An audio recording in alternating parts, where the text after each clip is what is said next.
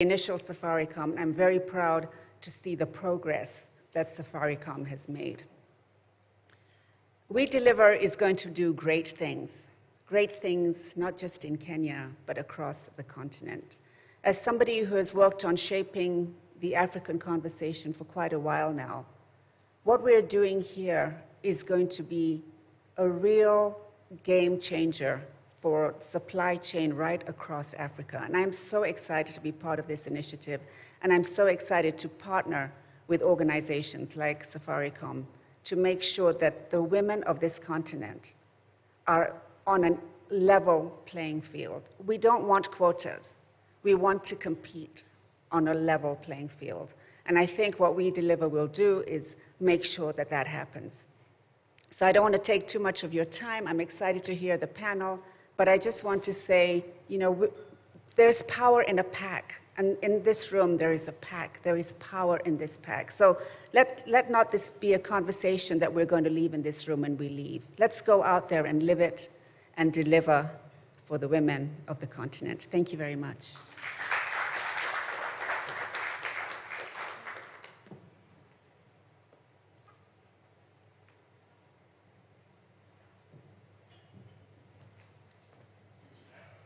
Thank you. That was nice.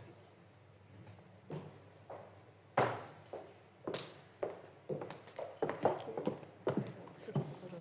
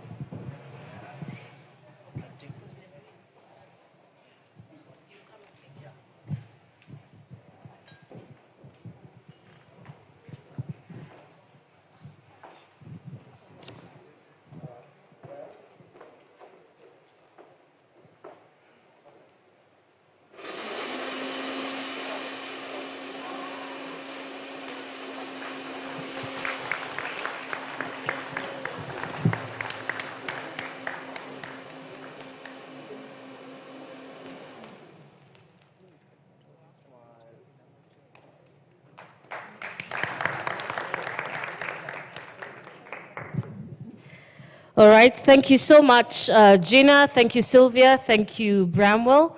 Bramwell, the line usually is, I now declare. Do you want to do a take two? Okay. I now declare the event officially open. Welcome. Oh, okay. No, you're welcome. It's open. Thank you so much, Bramwell. I'd like to invite my panelists for our first session this morning. Wandia Gishuru, co-founder and CEO, Vivo Activewear, and Marianne Karanja, head of supply chain at Safaricom. And in this particular session, we will be having a conversation around driving impact through inclusive supply chains. We will have a quick chat, and we'll later open it into a Q&A. So please feel free to take some notes, take note of a question or a comment that you'd like to either share with the panelists at the end of the discussion. So Wandia, Marianne, please join us on stage. Let's give them a warm round of applause.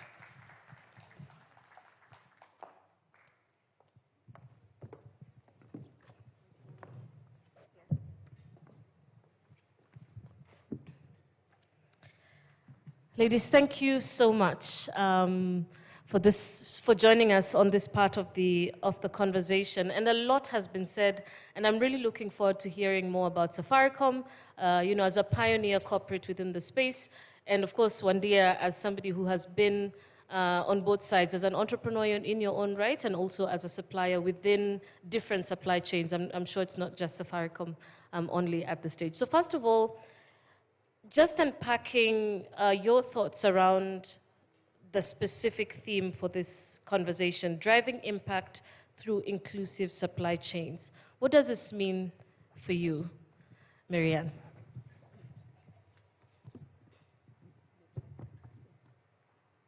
I'm hoping I'm audible.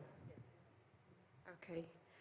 I think when you sent me the topic, I started thinking about it, and hence the 10 billion impact I was talking about.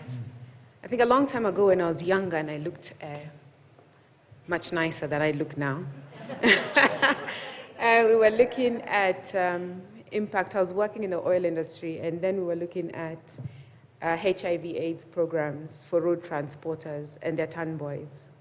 And at that time, the conversation was really then around what is the impact? And that's what I want us to think about, because when you talk about women-owned businesses, sometimes we see a business equals one person, or one boy is just one person in her business. But when you think about the impact behind that and go beyond their tier 1 or tier 2 suppliers and people that they support behind that, and it's as simple as saying when you spend a shilling on a woman, then it goes towards keeping teachers in school, it keeps drivers on the road, it keeps the people who come and collect your garbage doing their business as well. And it's been proven that for the woman, the impact is felt faster than it is felt for a man when they're spending. So because we tend to think more about the ecosystem support for others before we think about ourselves. So coming back to the supply chain, therefore, when we're talking about impact, then it's to say, if we're impacting currently about 300, I think special interest groups as Safaricom, then the impact is 300, times perhaps about 100 behind that ecosystem. So that is really where we are talking, and that's why then there's a lot more interest in growing the participation levels through the special interest groups, growing the level of spend with the women-owned businesses. Wandia, what does it mean for you? When you first looked at the topic, what are some of the thoughts that crossed your mind? First of all, morning, everyone. I hope you can hear me. I have a bit of a sore throat, so I'll try and speak loud enough. And thanks for having me be part of this panel. I'll be honest, I'm sitting there thinking, am I the right person to be sitting here? Because for those of you who know the businesses that I run, it's a ladies' clothing fashion brand. I hope I have some customers in the room. Yes. Thank you. So it's a business that started 11 years ago, and it has been a pure B2C play. So we only sell to customers who walk into the stores, who pay on the spot, and that's how we've grown the business. And it wasn't until COVID hit, and we had to close our shops, and even when we reopened a month later, our revenues dropped 80%. At the time, we had almost 200 employees. We now have about 230, 70% of which are women. 70% are in their 20s, so it's a very young female staff group. And my biggest fear was that we would have to start letting people go. And knowing that for a lot of our staff, a lot of them are on the production floor, they're machine operators, they're earning 20, 30,000 shillings a month, they would have nothing if they lost their jobs. So we started to do what we could in the situation, and the thing that we turned to, which very many people in fashion turned to, was making masks. and making reusable masks, initially to sell through our stores to customers, but then realized that there was an opportunity to sell to corporates. So that was my entry into the B2B world, and it was baptism by fire. It was very, very difficult.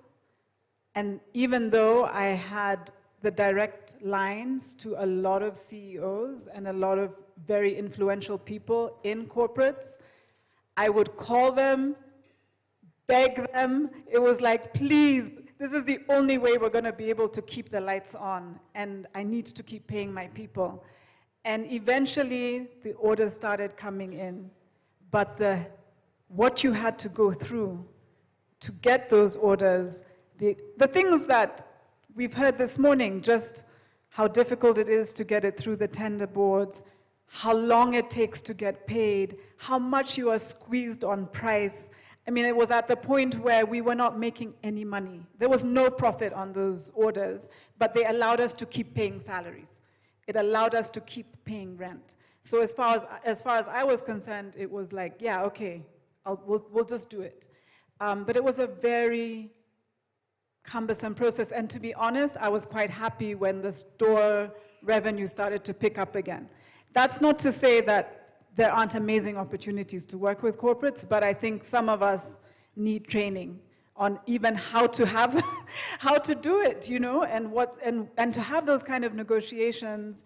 And I think of the 5 things that were mentioned earlier, which I love, I think the 6th one I would say is please encourage the corporates to be transparent, because there is a lot of patronage, there is a lot of corruption, and we need to call it for what it is. Corruption doesn't just happen with policemen and government employees. It happens with the corporates. Who those tenders go to, the CEOs don't even know half the time. It is going to people's friends and family and stuff like that.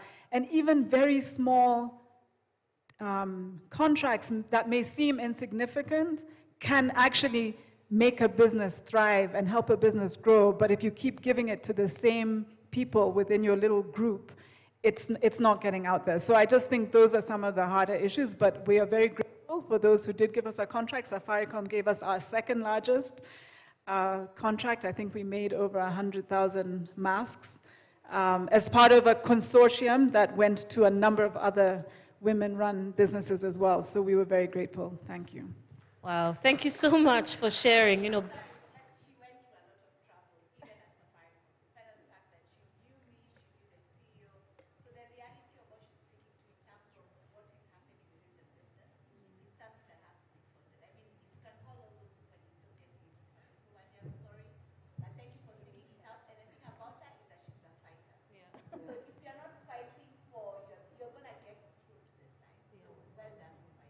wow, thank you. Thank you so much, Sylvia, for jumping in on that. Would you like to?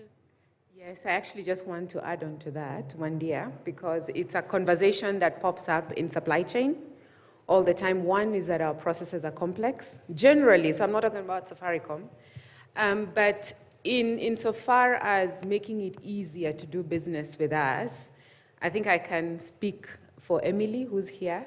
It is part of our objectives and our mission, really, going forward, to simplify the process for the special interest groups, to make it easier for you to come in, to onboard, to understand our needs, and also understand the entire cost model, so that when we're talking about negotiation, pricing, etc., we're negotiating for value. We're not necessarily just focusing on the 2 shillings difference, etc. Yeah? So you can hold me to account on that point. I was hoping you're going to talk about the payments, Marianne, but were you paid on time? No, it's fine. You don't have to answer.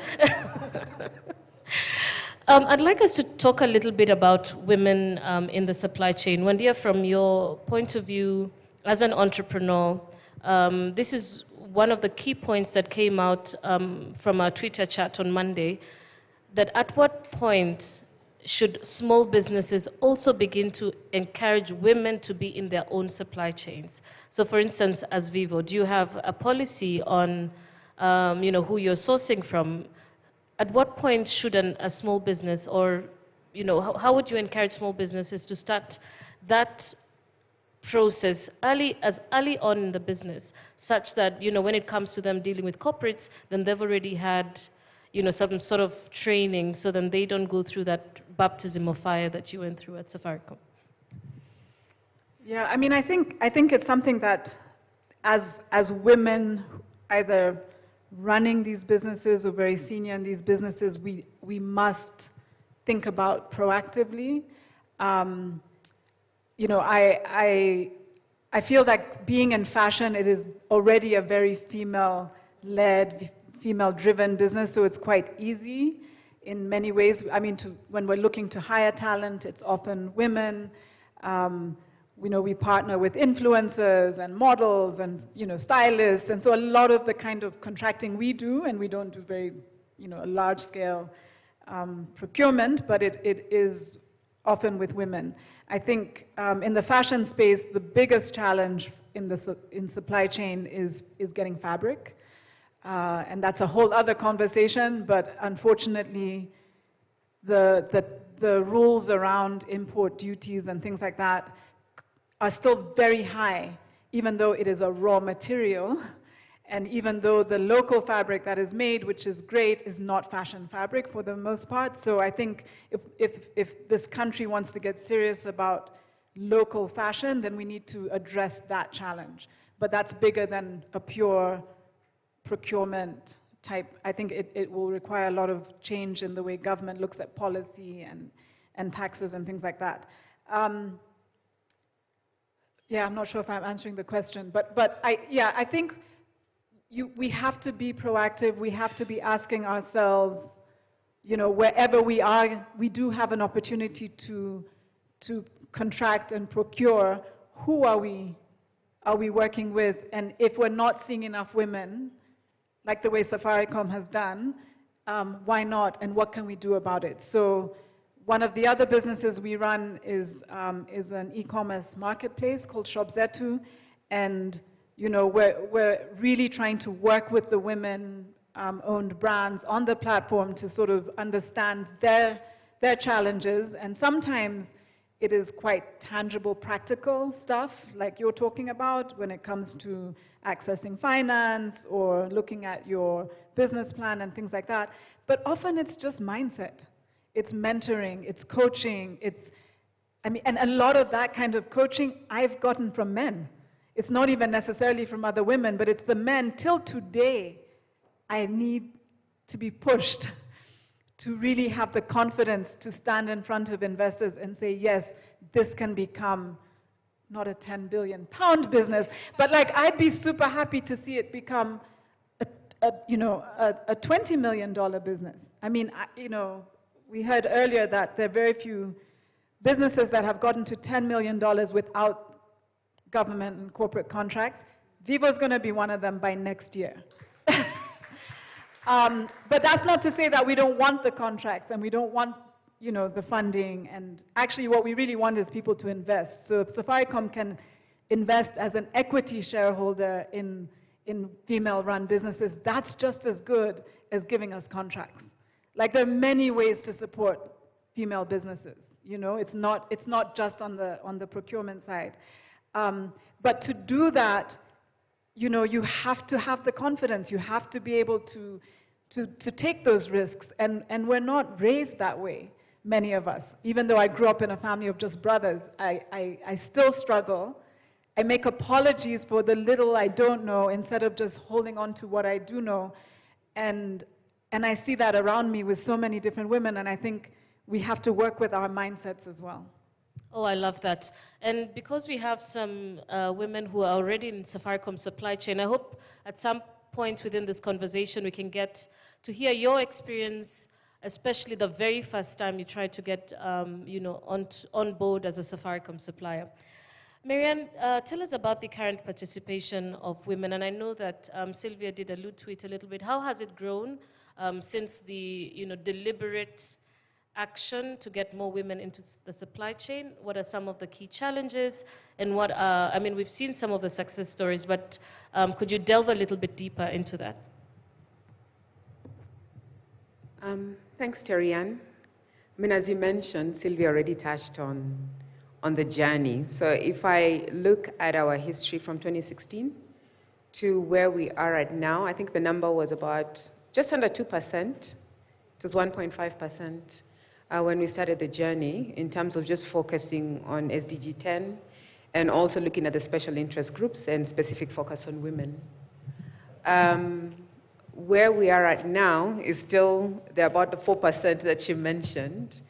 And it's still a tough piece for us to crack. What we're trying to do in 1 year is to try and see if we can double that. And the supply chain team here will speak to that. I think individually, if you speak to them, and in the initial moments when I came in, I spoke to those who are already partnering with Safaricom to say, it is our intention to double the spend. Now, doubling the spend seems like a small number when we're coming from a very low-level base, which is, say, 4%. So we're going to get to 8%. But if you think of your own business and say, where am I now? And I have the potential to double that within a year, then we can start having conversations around the how. And the how speaks to the challenges that we've been facing and that we continue to face and that we must address. One of them is really capacity. Well, let me take a step back and say it's our ability to imagine the 10 billion pound business. And I would encourage you, please, because large corporates tend to develop their strategies, as you develop your own strategy, is also to think where you want to be in the next 3 years and how we can grow with you in those 3 years. So if your ambition is to double your growth, or it is to triple your growth, or is to grow 20%, then that's where the conversation starts from. Then you ask yourself, so how do I move from where I am at the moment to the 20% growth to doubling my business? I'll use the BTS example because I know there's someone here I met who said she's doing BTS, fiber rollout, I think, fiber rollout for us. Is to say simple things like, if I'm currently doing 100 kilometers, can I grow that to 200?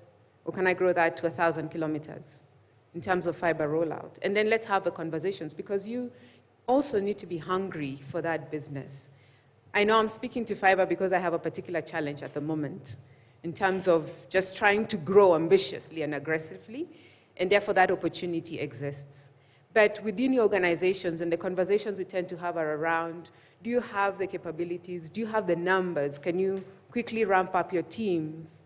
Yeah, so that you can grow with us. So have that picture in your mind as well, because if you have that, then you can think backwards to then what sort of financing do you require in order to meet that ambition. And we are happy to then get into the space in terms of the conversations with the financial institutions that we have signed MOUs with, to review how we are performing on that MOU, how they're supporting you, and what additional support then that you will require, and try and help you negotiate the structure, of the financing that you're currently getting. So one of the things I'll go back and say, I reiterate, the challenges that we face is, 1, it's a capacity. 2, it's the lack of financing. I know 3, there's been COVID impact, which has impacted many organizations. And as we emerge out of COVID, I think we can start having conversations around where you have felt impact, where there's opportunity to grow, and therefore what the constraint is and how we can try and support you to remove that bottleneck. Wandia, one of the conversations, or one of the words that has kept coming up is mindset, courage.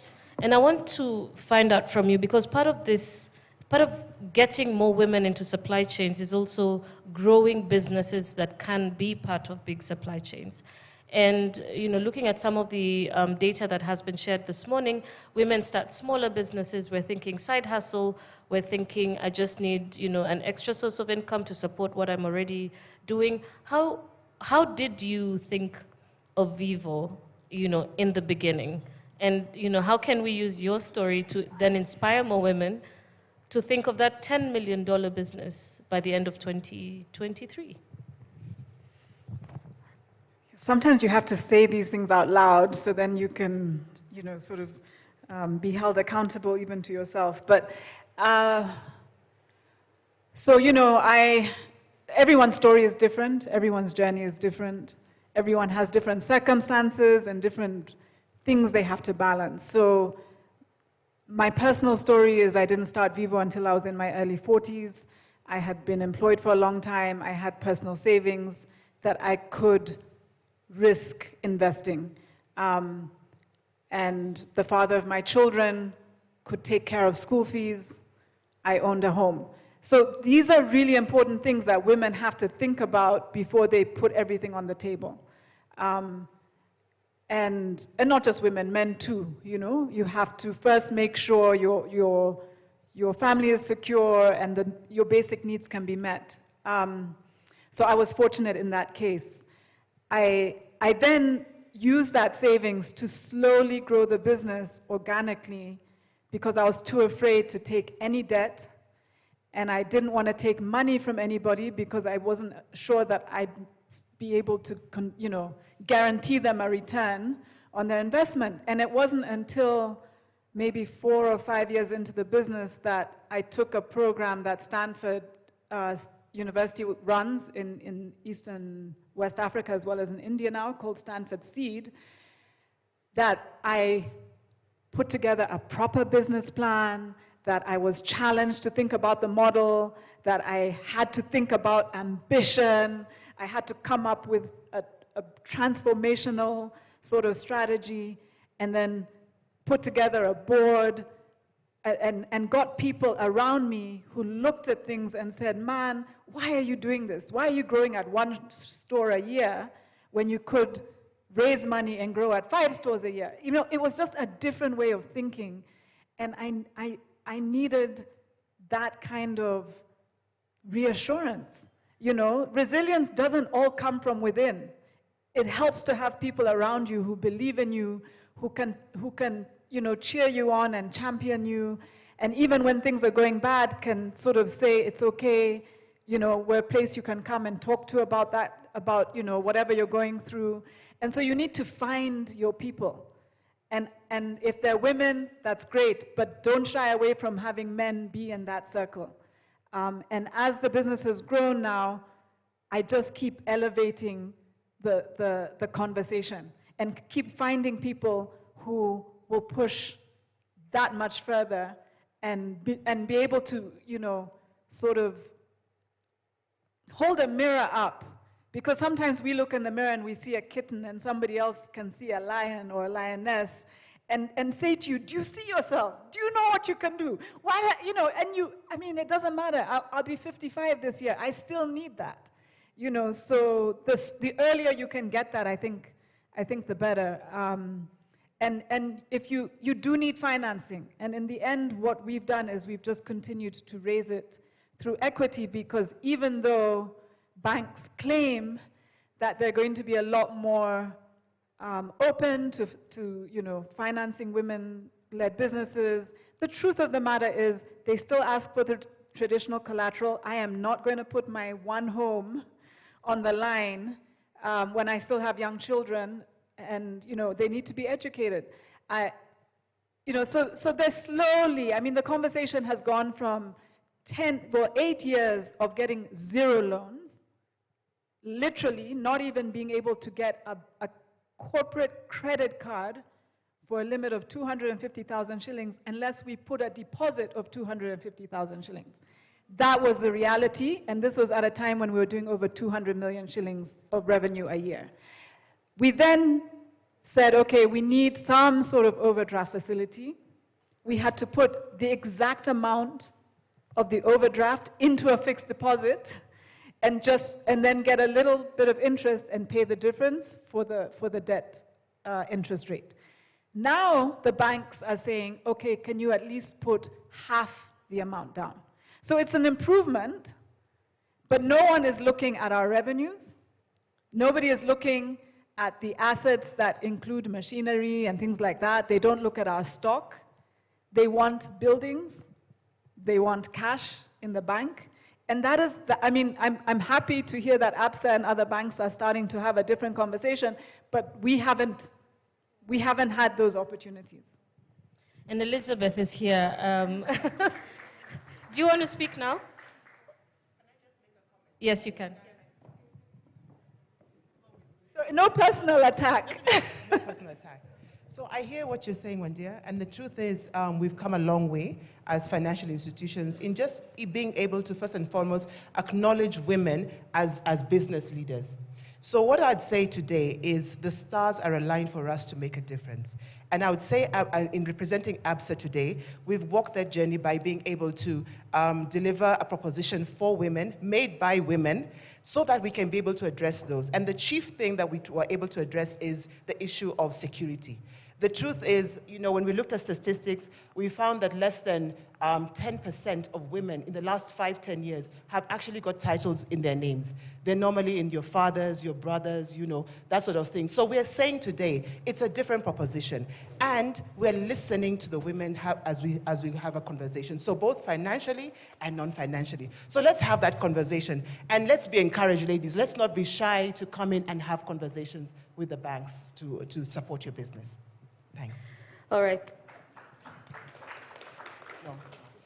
Thank you, Elizabeth. Elizabeth is actually joining us in the next... can you hear me at the back? All right, Elizabeth is joining us in the next panel. She's a business banking director at ABSA Bank. And please put all your questions on paper so we can get to ask as much as we can. And Wandia, thank you so much for so boldly sharing your story and experience. Now, that courage that you talk about, resilience, also comes from knowledge. How much do I know? How confident am I in my business and in my systems to deliver? So, Marianne, just coming off hot on the heels of what Wandia has talked about, how are you empowering women in your supply chains?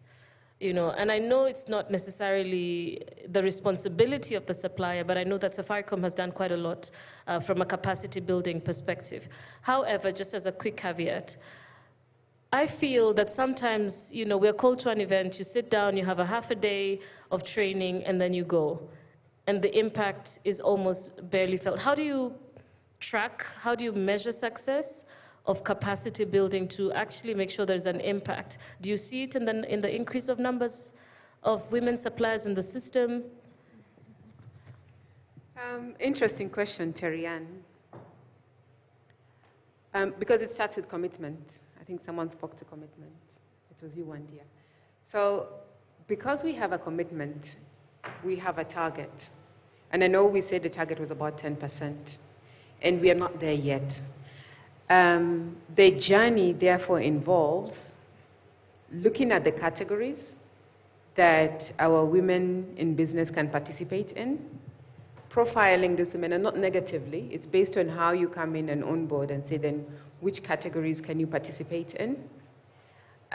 Looking at the gaps, and therefore, what trainings you would require. And in sessions such as the one that was run by Francis, then we also do a bit of capacity building there.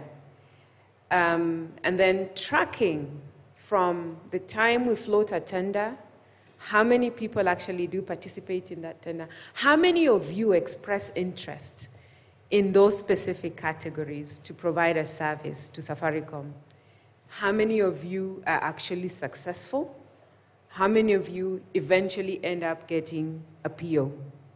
So because we find that as we look at the entire value chain, there is those who contract with us directly, then those who contract through others. So they are subcontractors of the main contractor. Yeah, so those statistics we also track. And then we look at repeat business with Safaricom.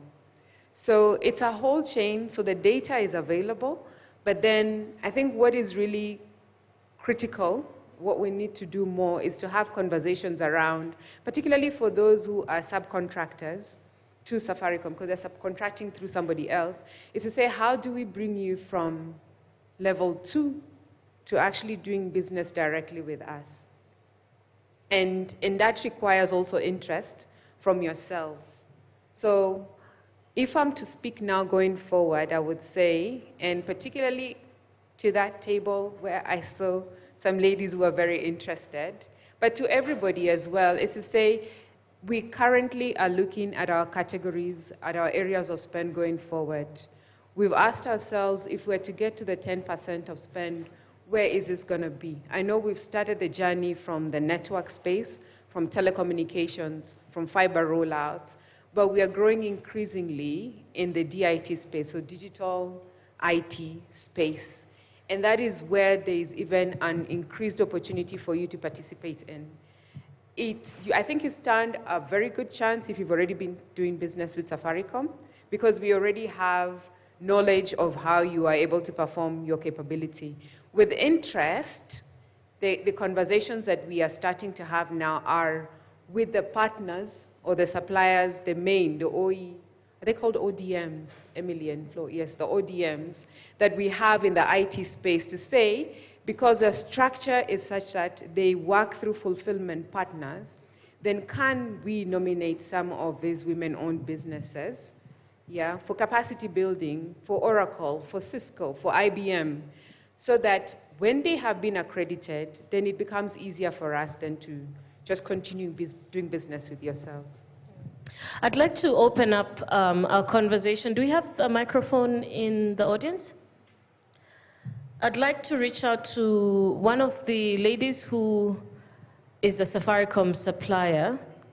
You can either volunteer yourself or I'll volunteer you. I see you have volunteered somebody already. Okay. Please pass the microphone.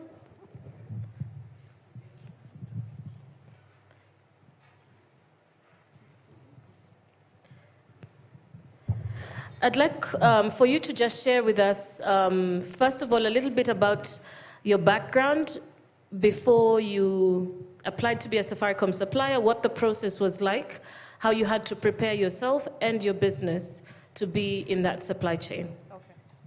Hi, everyone. My name is Sarah Kabira from TechMinds Technologies. We are an IT systems integrator and a telecoms contractor. So currently in Safaricom, we are doing structured cabling and IT support, as well as fiber rollout. We are also doing some work around the retail shops. So we support all the shops and the headquarters for Safaricom. So if there's an issue with any of the IT equipment in the shops, we also do that support. And I'm here with my co-director, Jimia Yassin. So one of the things I want to say as a reason that we've actually managed to deliver within the Safaricom ecosystem is partnership. We both came in as separate companies and we decided actually to work together. So because now you're doing a tender, you're going up against companies that are 30-year-old, male-owned businesses, and both of you are starting out 3-year-old companies. How do you win? The only way to win is actually coming together. So the first tender we did, we actually did a JV with Jimia, and we actually won. We came in #1. Wow. So I think you mentioned about the challenges that we've had. Obviously, like I've mentioned, we are in a space that is primarily male-dominated. So you'll find that men are not nice.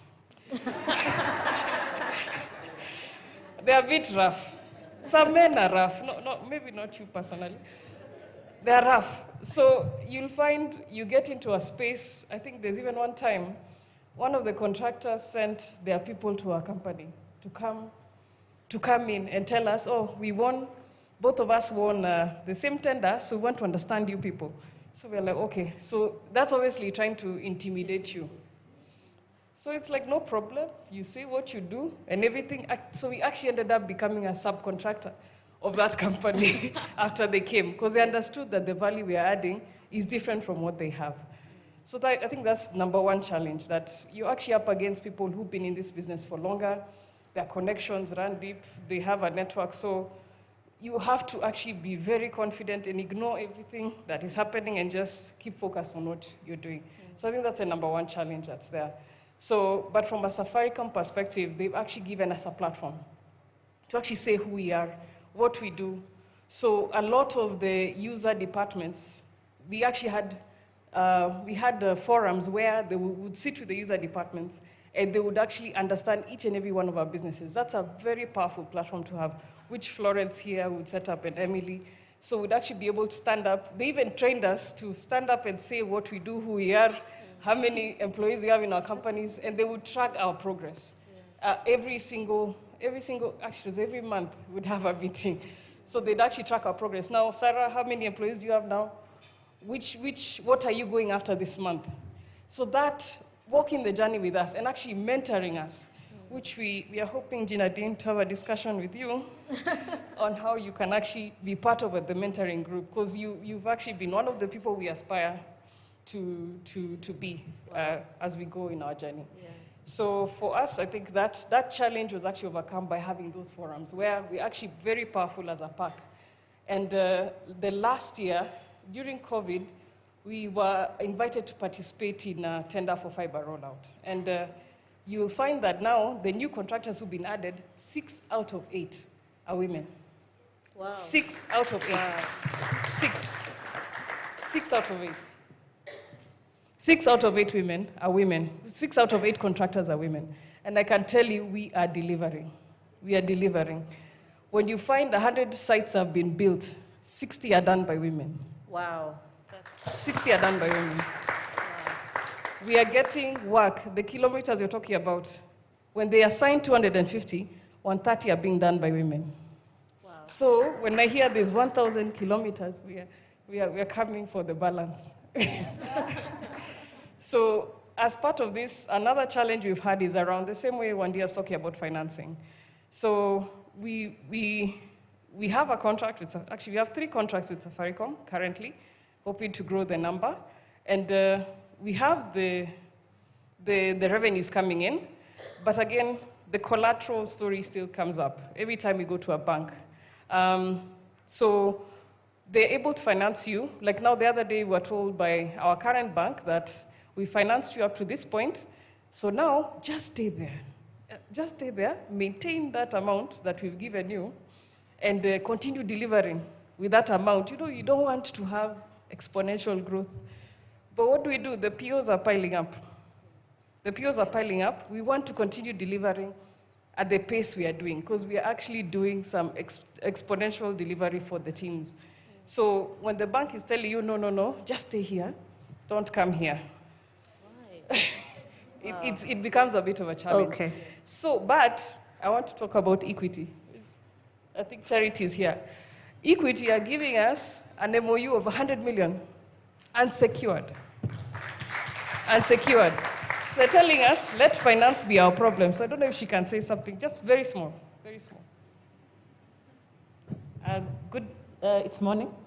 Good morning, everyone. Good morning. My name is Charity Nkirote Munyori, and thank you, Sarah, for inviting me and giving me some few seconds. I just want to assure we started with Florence, women, business support, but we decided even the boy child needed support. So every business person, a supplier in Safaricom, we are giving you 100 million unsecured. And it didn't start today. 2019, but I'm told majority didn't read the MOU. I don't know how true that is. So today I've come to say it personally. 100 million unsecured, as long as you're the main supplier with Safaricom. I'm in Equity Bank Westlands, and I own that MOU, and I'm willing to support you 100%. And if you don't have security for 100 million, do you have for 200 million? So it tells you, pay the 100 million well, we continue with the conversation. And you know very well, Equity says, and it does it. Thank you very much.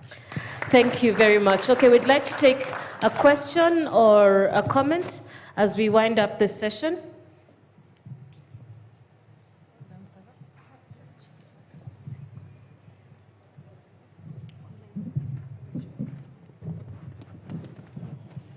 If you do have a question, please raise your hand. We'll give a microphone to you. Just before we get to your question, we've got a question from our online audience. How can women-owned businesses be supported in the technical categories?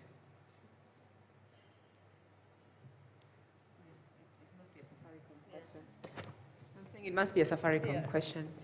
I think, let me start with processes, because I always say if you are supporting women women-owned businesses, then you're in the supply chain. It doesn't matter where. You could be financing them. But it starts with things that we do, the policies. Because what happens with most organizations is that we have a standard approach to everything. Our HR policy manual is standard, regardless your grade, your profile, your gender. Our supply chain policy manual is also standard, regardless the category, regardless your capability. So the conversations have to start from there around what it is that we're doing to make sure that our processes, policies, tools, etc., are enabling our ambition. So that's number one. So if you say, how do I support women to get to do technology work, then it's to look at, do we have certain quotas for women-owned businesses in technology? Yes, and I'd speak for 2023 again, Emily and Flo. If you can confirm that yes, our commitment is we've signed up with our internal user departments that a specific percentage of spend going forward must be channeled through women-owned business. Now that pushes the challenge backwards to supply chain and to yourselves, because you must nominate yourselves, to participate in these particular domains. Where we have gaps, then the conversations will flow from internal back to the women-owned businesses to say, we need people to nominate themselves. I keep calling out DIT because that's my current pain point. Each time I go to the tender board to say, can we award business to someone to support our infrastructure, IT-wise, it's always a male-owned business, And the reasons are, when you ask our original service providers, the Oracles, the Ciscos, the IBMs, etc., Microsoft, is that they have this list of accredited organizations and they're all male-dominated. So if we can play in that space, I'm really willing to go above and beyond to just try and see if we can get you accredited so that then, that forms a basis for you coming in to participate in tenders for us. So that's number 2. Number 3, it's how we structure our engagements with yourselves. There's a dedicated person, and I think we will have one more person. I think Millicent is doing that at the moment. We have someone whose main job is to do sustainability. It's to work with you to address any issues or concerns you may have, to follow up, to check progress, to report on it internally, to go back and give feedback to our technology partners and say, look, you committed to 10%, but on the tenders that we've run so far, or on the contracts, let me just start by saying on the contracts that are ongoing, we're still at 3.5%. So we need to, perhaps the balance of the year, focus specifically on the women-owned businesses. So we have to make sure that the structures, the processes, and the policies internally support the mission. All right. Thank you, Marianne. I'll take one question, and then we'll close the session so we can move on to the second part of our forum. There's a gentleman who had a microphone at the back. It's a lady. Oh, it's a lady. Yes. My name is Susan Disho, and it's not a question, it's a comment. I'm the managing director of Sweng Enterprises. At Sweng, we deal with apparel and branded promotion materials, and we have been Safaricom suppliers since 2018. I said it's not a question, it's a comment, and it's based on the 5 points that Bramwell talked about very clearly. And being a supplier in Safaricom, they have actually done all this. I think now the challenge has been with us as women, building capacity for our businesses. My business is 20 years old this year, and along the way, in 20 years, I've seen a lot of women businesses come in. These opportunities weren't there then, now they are there, but we are not able to seize them because we have not developed capacity in our businesses. So when they talk about the capacity, Safaricom is a big company and they have no apologies to make. How does my company as Sweng measure up? Because they'll not want 10 KIPs, they'll want 10,000 KIPs. Over time, my business, can it grow to match up with the growth in those companies I aspire to supply to? So I'm just giving a challenge to my fellow women entrepreneurs. We must aim to grow our businesses, capacity with machinery, human resource, and all that, so that we can measure up to those companies that have been growing. One, allow me to say that over the years, I've seen ladies we start a company, we don't grow it. We start several. And we know people say, like, you're doing so well, you're such a hustler. And we actually applaud them. But we are not growing capacity in that one business that can measure up. And of course, somebody will say that you cannot put all your eggs in one basket, but we have no eggs. We just have so many baskets. So I just want to challenge entrepreneurs that we must grow capacity in our businesses. Thank you. Wow, thank you so much for your comments and for challenging us to think out of the box. I'll take some final comments from my panelists. Wendy, I'll start with you, and then we'll wrap up with Marianne. Well, just to say thanks, I think it's a really important conversation all around. I didn't know much about Zatoba. I'm excited about what it's doing and its plans. I hope you'll expand to other areas in addition to just supply chain, because I think there's need across the support that women businesses require. On the last comment, I would say, I think, because I interact a lot with women who run SMEs, and I think often we start businesses without really having a really clear plan that has looked at your costs, your profits, what the growth opportunities are. And the tendency is to look to another business, but yet often the growth opportunity is within the business you have. But you need help. So there's so many programs out there, incubation programs, business mentoring programs, they're mentors who have built businesses. So I just think find help. Don't be afraid to ask for it, and find the people who can give it to you, because there are people out there who are very willing, banks as well now, and others who have got with the program, will sit with you and help you. But you have to be honest about your numbers, honest about your costs and where the money is going and all of those kind of things, and then I think you can work out your growth plan. Thanks. Thanks, Wendy. Marianne?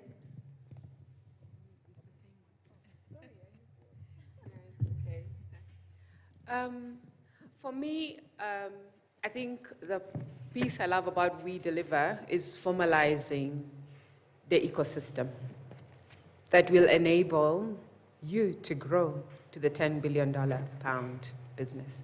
I like the $10 billion pound business, acronym, because for me it just shows the sheer scale or the sheer impact that you can make globally. So let me start by saying that I think traditionally we've been committed to, not just Safaricom, IFC through Ann Kabugi, Angela Karaoke, via Sourcing to Equal, has tried to get us together as businesses to have conversations around accreditation, sharing information and knowledge, creating multiple opportunities that cut across various organizations. So there's greater community beyond just one organization that you're currently doing business with. So I would encourage us all to have, there's a point you mentioned there around transparency, to have transparent conversations around the challenges that we face. And then, because if you're transparent around the challenges, then we can try and see how to create an enabling environment for you. We all have a common goal: to grow. Wow, thank you so much. Let's give a warm round of applause to Wandia Gishuru. Wandia is a co-founder and CEO of Vivo Activewear. Marianne Karanja, head of supply chain, Safaricom. Is it still Vivo Activewear or just Vivo now? It's Vivo. Yeah, I thought so, because I started buying when it was Activewear, and now I just buy Vivo. Let's give them a warm round of applause. Thank you so much for sharing your thoughts, as well as how we can be part of the WeDeliver agenda. So we're almost now just moving on to the second part of our forum. I'd like to ask for a stage change so we can have the stage back on. We have another speaker who will say a few words, and thereafter I'll call up my second session panelists.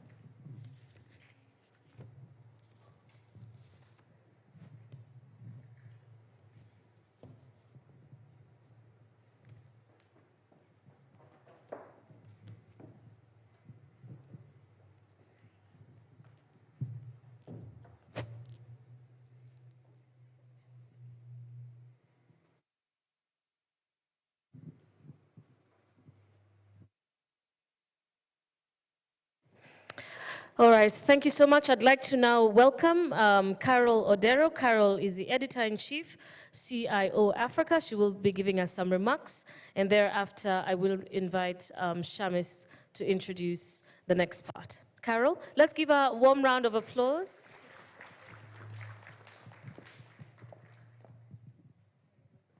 Am I clear? I'm so used to virtual events, I'm feeling a bit overwhelmed right now. But when I was told to come and speak at this event, I was wondering, what can I say about supply chains? I don't know much, if at all anything. But I decided to go with it and think about the TOVA and what it is that they do. So I would like to try a little exercise with you all. I'd like you to close your eyes. Seriously, trust me. Okay, now I want you to visualize a world where money exists for your taking, and you can reach out and touch it. In fact, you can even smell the money. There are no barriers to this money, and that feeling makes you feel taken care of. Yeah? Your medical bills are sorted. Employees will be paid for the next year. You can grow your business exactly the way you had envisioned it because you now have more than enough capital to expand your business. Investors are sniffing around. They want a slice of your pie. Can you picture it? Okay, now open your eyes. So what would you say is missing, aside from the money? Well, I would say that it would be data. Sorry, I'm getting calls from my mother. The world has several billion people, and about half of them are women. We know this because there's information about it, because there is data. Data breaks down how resources should be distributed. It tells us about the economic status of women in the world, and it tells us whichever parts of the world the census has been done, how many women are working in what part of which business. But there is very little data when it comes to black women. And our health is not registered as data. We are not subjects of case studies because we're not on the medical radar. Because medical studies are usually done on white, average males, and we are not that. So it's kind of hard to tell how many women are in a C-suite, how many own businesses, how many of us are entrepreneurs, how many are experiencing burnout. And for the record, I don't know how many women that is because I do not have the data. My introduction to data started a few years back when I found a piece of paper printed on the machine, and it had the salaries of every single person in the office. And the 4 main male writers were being paid 60% more than the female writers. So I went and asked the female writers, what do we do about this? And they said, we tried this last year. We talked to the general manager, and he told us to talk to our line supervisor, who we did talk to, but they didn't do anything. So we all let it go. Then a couple of years passed, and again I found how much my colleagues were being paid. This time I just walked into my boss's office and asked, why am I being paid less and I'm doing more? And she had to give me a raise because she didn't have a justification for why someone who has less skill than I do was being paid more than I was. So when it comes to the world of data, that was my introduction to it, I realized how much power it usually has. Now, this visualization exercise that we just did would be very different if we had data. If we could walk up to an investor, or they could come to us and ask questions about the industry. Now, part of knowing data is part of getting into technology. And you know, I've actually had people say that most women don't know half the features on their phones and what they do. And that's how little we know about technology. Yeah. So when it comes to tech, the representation of women-owned businesses is very limited. Women feel the economic impact more immediately. They generally earn and save less. There is also more unpaid care work. Taking care of kids is rewarding, but you don't get paid for it, you know. And there is a risk of gender-based violence that has risen exponentially. And we don't know how much this is for women in the workplace when they're undergoing something like sexual harassment. As a result, the gains made towards equality are in jeopardy. At the same time, the pandemic has accelerated scientific and technological progress. As innovations reshape the world, it is vital for people to stay updated on emerging digital knowledge and skills, to stay relevant in the post-pandemic market. Now, it is very concerning when women are a minority in tech, because data and technology helps you make powerful decisions. You don't use your intuition to make decisions, you use data. You don't use your previous experience to make decisions, you use data. So that means you have information, you can speak to it, and it can back you up. Now, finally, according to a survey in the US, which is not Kenyan, there are now 41% of women who are in the supply chain workforce, up from 39% in 2020. And this has actually forced many women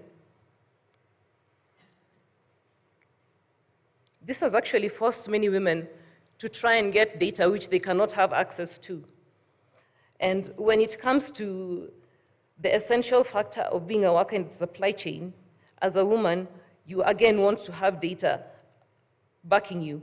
The information age is a good reason to use data to guide your business. It allows you to transcend traditional barriers.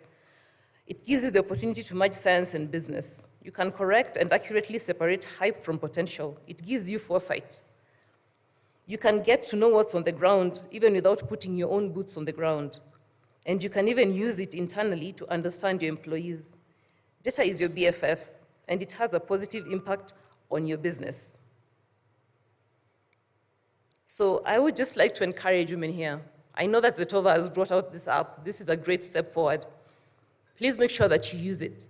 And also, just go to Google and find out free trainings when it comes to technology.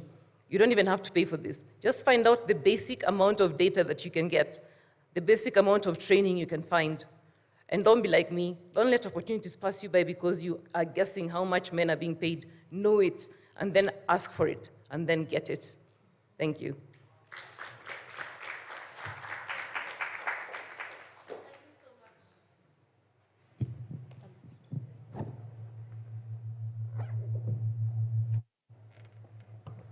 Thank you so much, Carol, for that. And I must also just say, big thanks to the CIO magazine, because I feel like if it isn't for you, then a lot of stories around tech, IT, data would have disappeared, because the regular mass media, digital platforms do not pay as much attention to stories within the digital space. So thank you so much to CIO as well. I'd like to invite Shamis Yassin. Sometimes I call her Shamis and I'm like, is it her? I'd like to invite Oshin to come and speak to us a little bit about the video that we'll be playing in a moment. Let's give a warm round of applause to Oshin.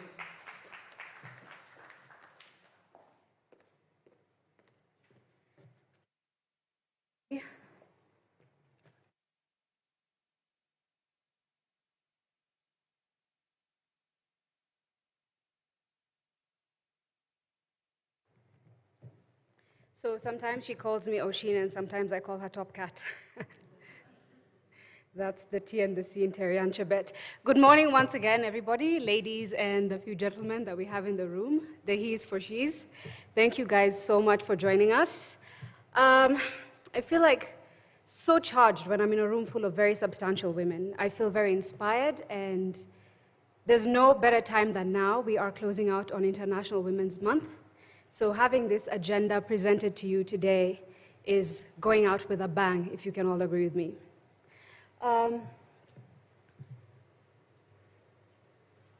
Okay, so I would like to thank you here today for being part of the community that we're trying to build. I myself am in charge of strategy and community at Zetova, and it's moments like these that make us know we're on the right path. We have shared visions and shared missions with all of you. Christine Lagarde, the MD of IMF, wanted us to have a new world where we can grow the economies globally in a different way.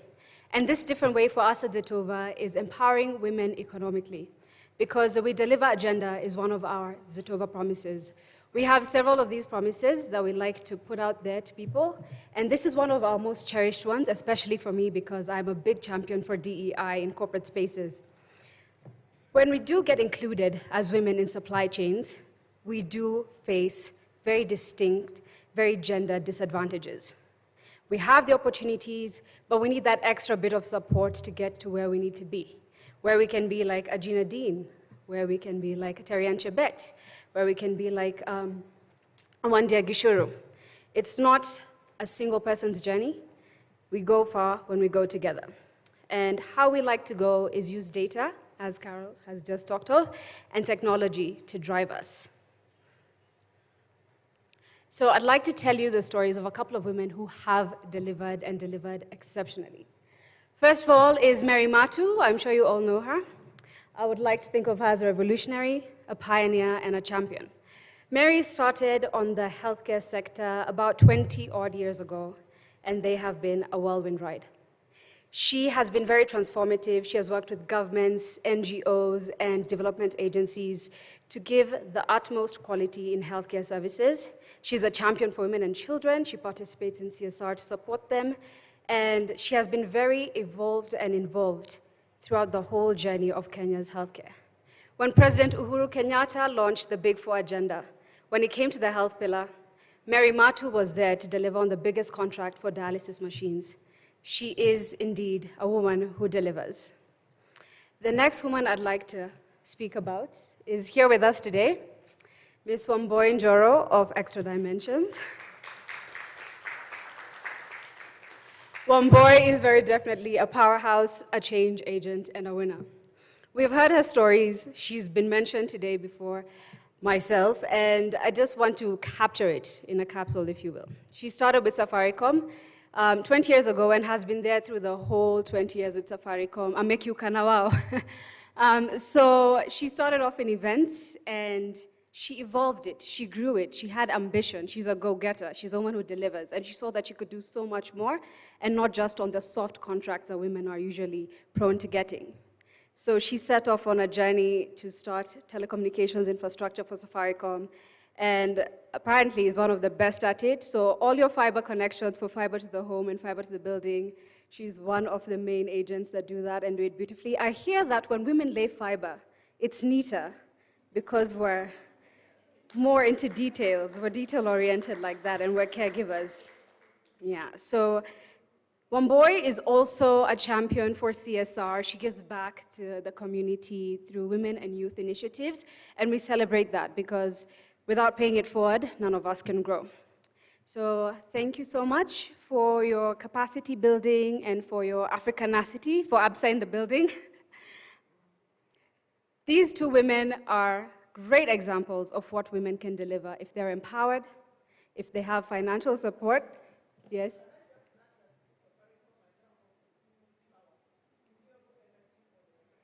Can we have a round of applause for that? Renewable energy in the building through Safaricom. Partnerships, collaborations, very important. We need that support. And that is what our app that we are launching today is all about.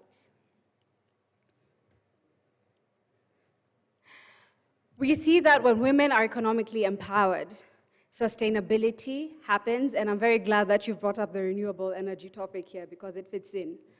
When women are economically empowered, we do not only achieve SDG number 5 or number 10, which are all about equality, but we can achieve all of them.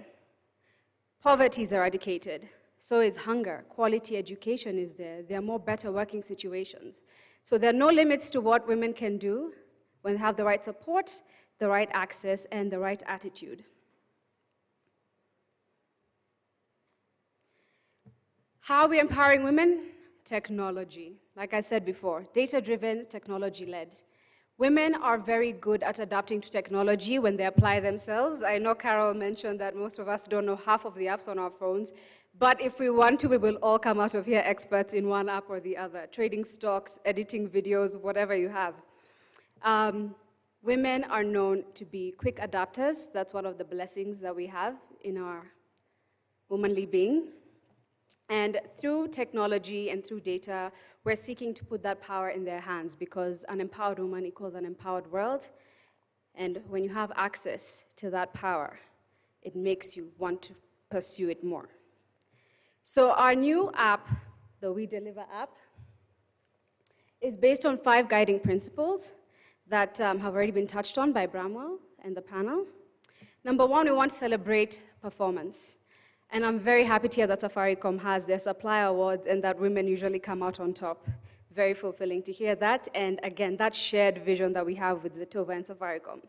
enhancing supplier profiles where they share their experiences and where businesses and buyers can go in and find them.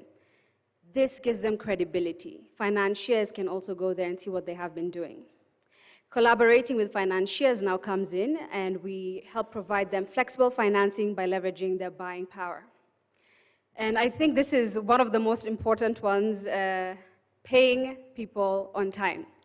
So in my religion, one of the sayings from our Prophet, Muhammad, peace be upon him, is, pay your worker before his sweat dries. And I think that is very important, to continue that cycle of delivery. If you do not pay on time, they will not be able to deliver on time, and that will stunt performance. So if we want women to deliver, we must deliver as well. And lastly, giving more opportunities to women-owned or led businesses. So what we have for you here today is not a conversation about joining a table, bringing a seat to the table. We're not even helping you build your own table. What we are giving you on the Zetova WeDeliver app is a banquet hall where we can all come together and enjoy doing good business and having prosperity in a joint and collaborative way. So ladies and gentlemen, the Zetova app is here, and it is part of the WeDeliver agenda. It's an app designed to give women-owned or led businesses the opportunity to connect, access, and deliver, and the future is female, the future is here. Thank you very much.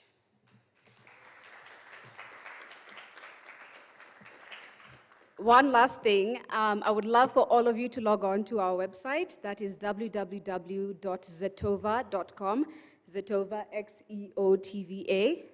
And you have a form there that you can fill and be a part of this initiative. Thank you again.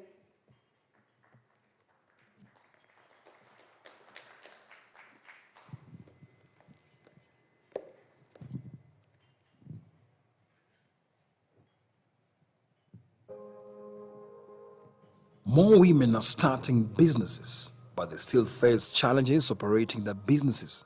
The number of women entrepreneurs is on the rise. Regardless of the positive outcomes, women are struggling to survive in the business environment given the challenges they face. These challenges include, number one, they don't have access to finance at all. And even if they have the opportunity even to get the finance, they are put through very stringent requirements before they can actually get that finance. They follow the Banking Act seriously. They will ask women for collateral, which most women do not have. So I think there has to be a connection between the business and finance so that that gap can be closed. Africa leads the world in terms of numbers of women business owners, making up 58% of the continent's self-employed population. However, a recent World Bank report dubbed Profiting from Parity shows that women entrepreneurs across sub-Saharan Africa continue to earn lower profits than men. As a bank, we had conversations with a lot of women across Kenya just to simply understand what were the issues they were having. It is really important that the support and empowerment of women in this area is felt across Kenya because women form 50% of the population in Kenya today. And therefore, there's no way we should be able to leave them behind if, as a country, we want to proceed and be successful moving forward. What would women achieve if they had a perfect support system? If you're only depending on men to drive success, that means you're using half your engine power. If you include the existed additional 50%, that means you're using the full engine power. Inclusion is the easy part. But the means to succeed, once I have the contract, the flexible financing, the capacity building that is required, the stuff that I need to actually succeed and hit that mark. Those are the key themes that we wanted to address in this program in a joint partnership with Zetova, but also as a bank to see how do we make sure that we can support women moving forward. Without a doubt, inclusion of women-owned business is a catalyst to economic development. This is not just a trendy conversation, but a necessity that needs actual frameworks and tools to make it happen. Sustainability is all about the three traditional pillars: prosperity, planet, people. What we are doing is focusing on the people pillar. What we want to do is ensure that as a business in Kenya, the women-led and owned business have a seat at the table. And so I think for me, it's really about ensuring that the women who are going to sit where I'm sitting in 24 years' time are able to say, well, we made great progress, we made great strides. This is where WeDeliver solution comes in. WeDeliver is a technology-driven initiative that is designed to support Africa's large buying organizations to use their buying power to drive socio-economic transformation. The primary goal is the inclusion of more women-owned or led businesses to access procurement opportunities and succeed in this marketplace. WeDeliver is simply a community that has agreed that we need to support more women to access opportunities in large supply chains and means to succeed. For us, what success looks like is this particular initiative is a pathway to economic inclusion for local businesses to actually play in more meaningful global supply chains. So, platforms like WeDeliver will give women and many other businesses an opportunity to be on a platform, to be seen. It will elevate your business. So for me, when I look at it, it hits SDG 10, reducing inequalities immediately. It's going to be very transformational because it will be a place of collaboration. It will be a marketplace. It will allow many buyers like ourselves, like-minded. It will allow financiers. It will allow suppliers from different areas who are women in business. What I see as a benefit for women who want to progress business in tech-oriented organizations, the tool itself, like the WeDeliver app, then will create an opportunity for them to be able to, one, profile themselves, to market themselves, to demonstrate their capability to others. The app actually works as the traditional LinkedIn, where you're able to see profiles of prospective or potential employees. So they're able to just pick whatever matches their requirements at that time. So it provides this holistic framework for collaboration, insight sharing, and growth. The initiative will rally corporates to subscribe to 5 guiding principles that are easy for them to adopt, implement, and scale.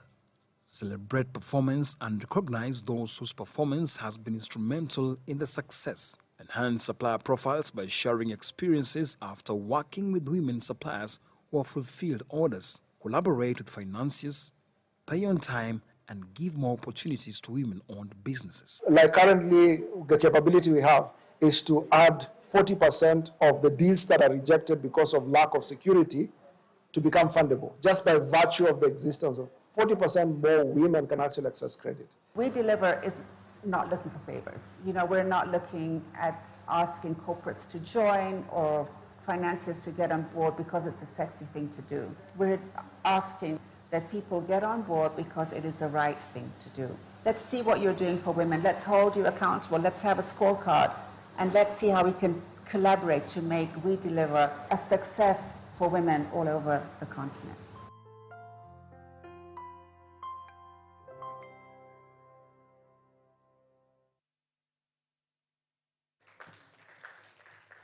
Thank you so much for sharing that with us again. You know, Bramwell, I have a question, and probably I should ask you this when you come onto the panel. But one of the biggest challenges I face as an entrepreneur who's within the tendering space is having to submit the same documents over and over and over again. Does the app allow us to then, you know, super. All right, sharing of the data will now be a lot more easier. All right, so we're getting into the second session. Hopefully we can we take the podium away?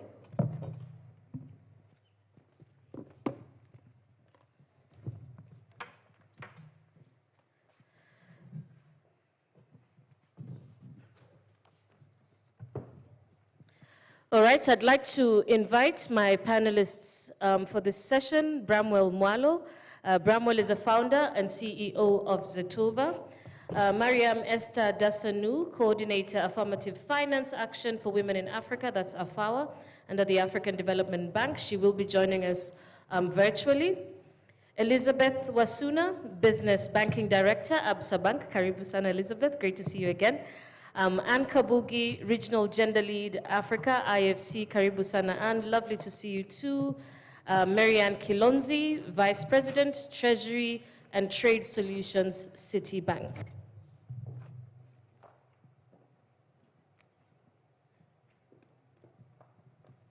We'll need an extra seat, kindly.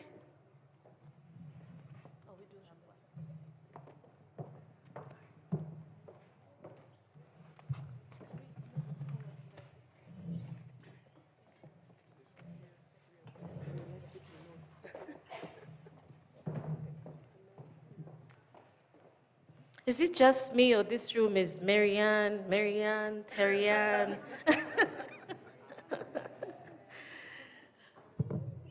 Thank you all so much for joining us for this second session, where we will be focusing on enabling inclusion in large supply chains to drive impact.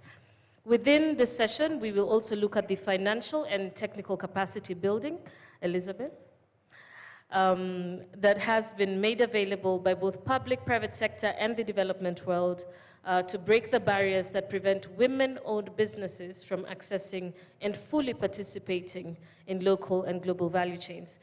As has been mentioned before, remember, one of the primary objectives of the SDGs is to achieve gender equality and empower women and girls.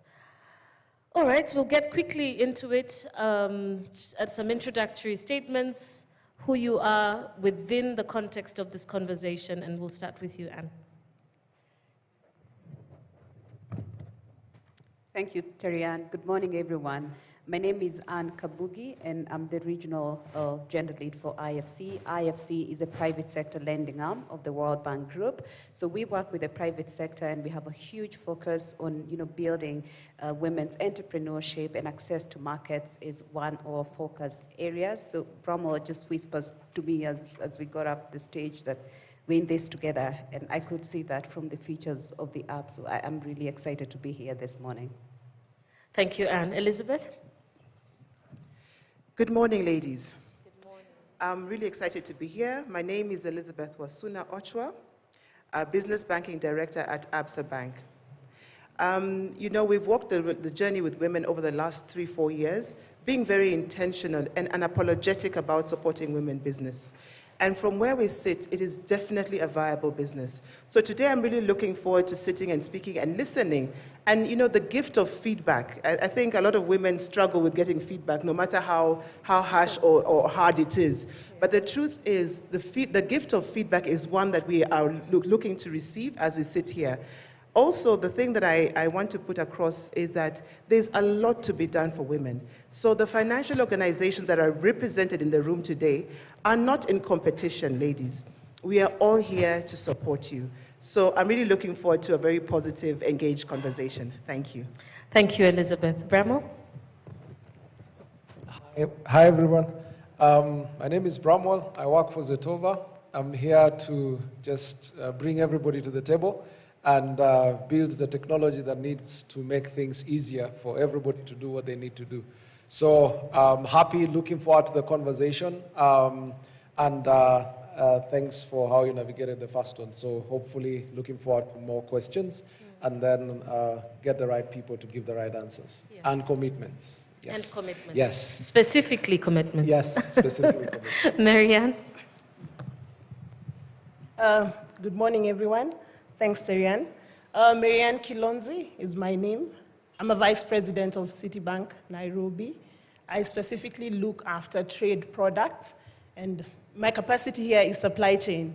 I've had the privilege of working with a lot of the ladies in the room, Sarah, Wamboi, Florence, so I'm looking forward to the conversation.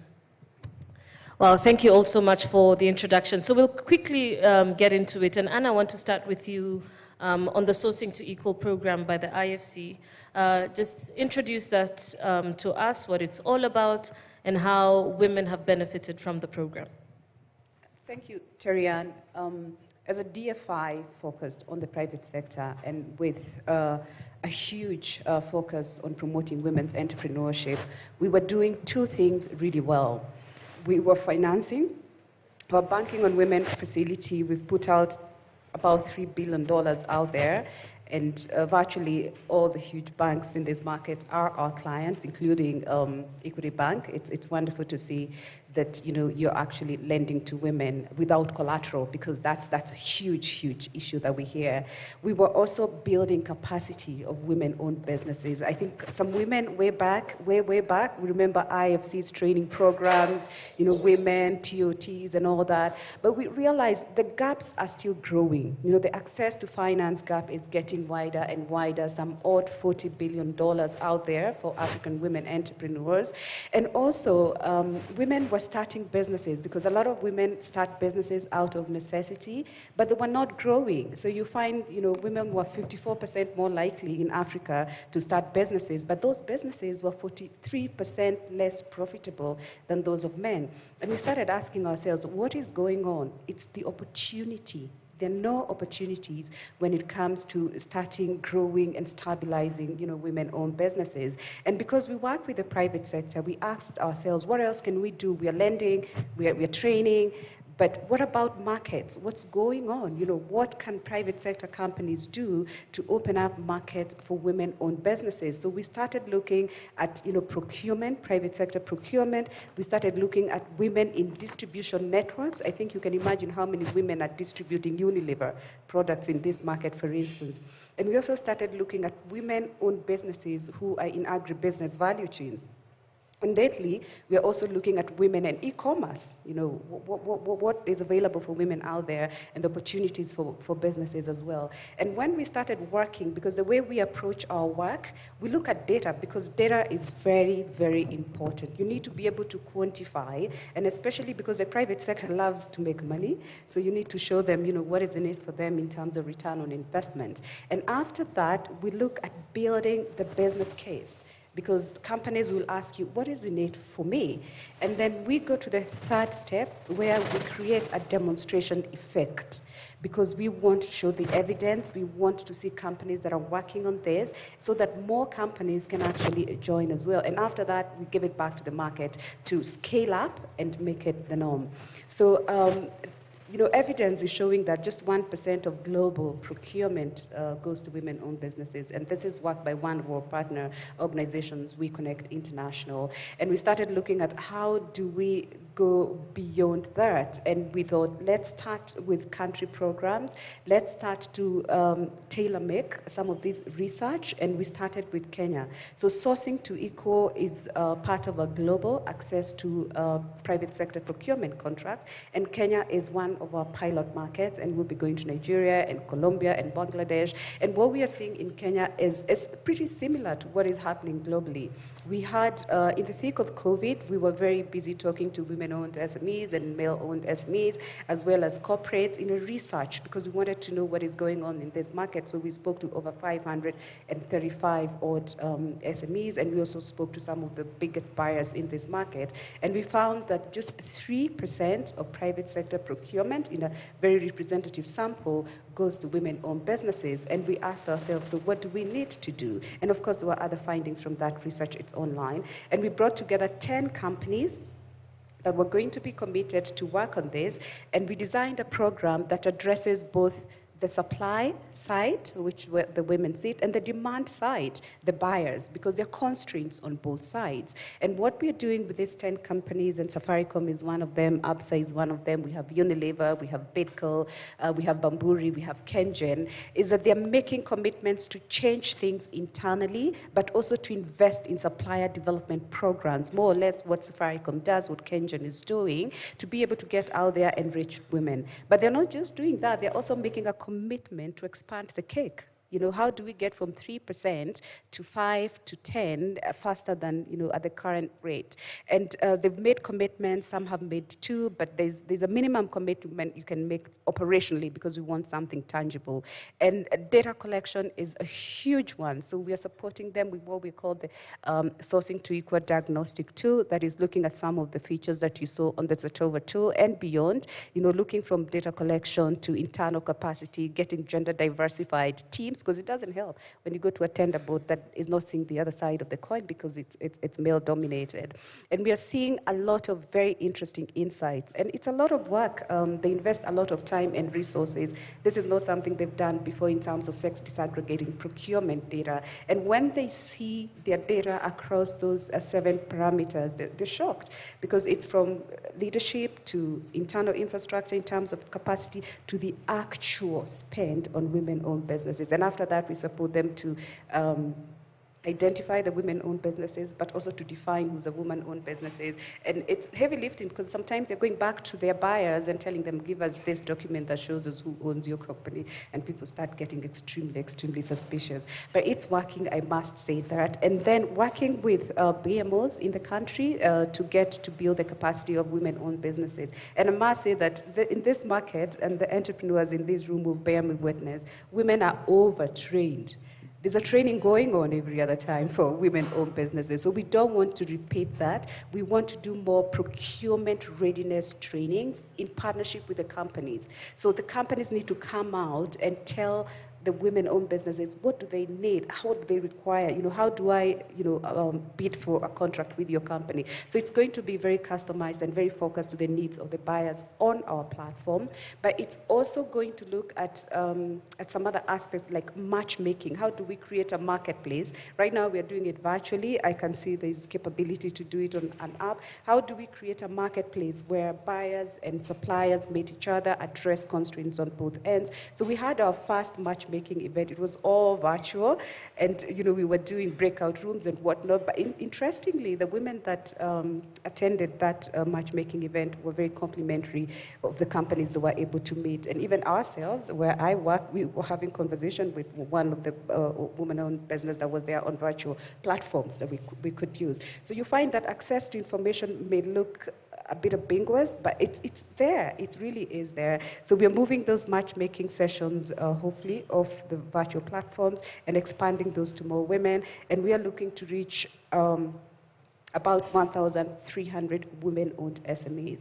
And at the end of the program, I know the companies, they really don't like us because we're asking for a lot of data, but they made the commitments. The M&E framework is so robust. So at the end of the program, we'll be able to say, this is where we reached with just 10 companies. So what could happen if, for instance, the corporates are listed on the stock exchange today, made a commitment to push that number higher up? And what would happen post-sourcing to eco if, for instance, Zetova partnered with a lot more of these sort of initiatives to expand that work? Essentially, where we want to get at the end of the program, and as we go further, is to get to where companies fully understand the business case for women's leadership. When they think of their boards, they look around, they're like, hey, why is this board, why is there no woman? We want to get to a point where, gender-inclusive sourcing is core to what companies do to impact women and to also expand their impact on women as part of their key constituents. Thank you so much. And I'd like to rope in Mariam, who's also from a DFI.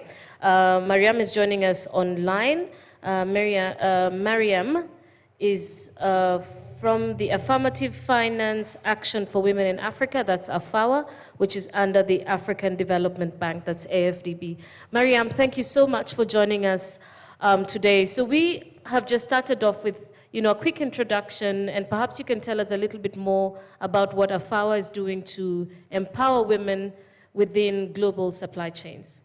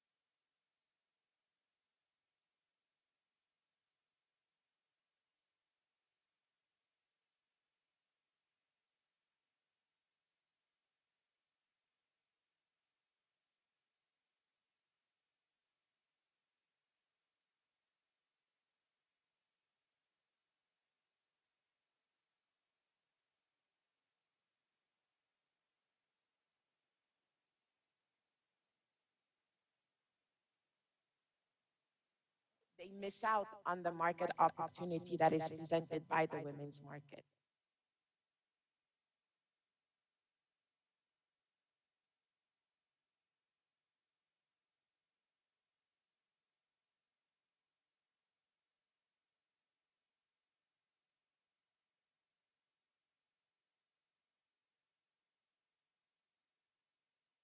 Automatically for us accompanies the investments that we make.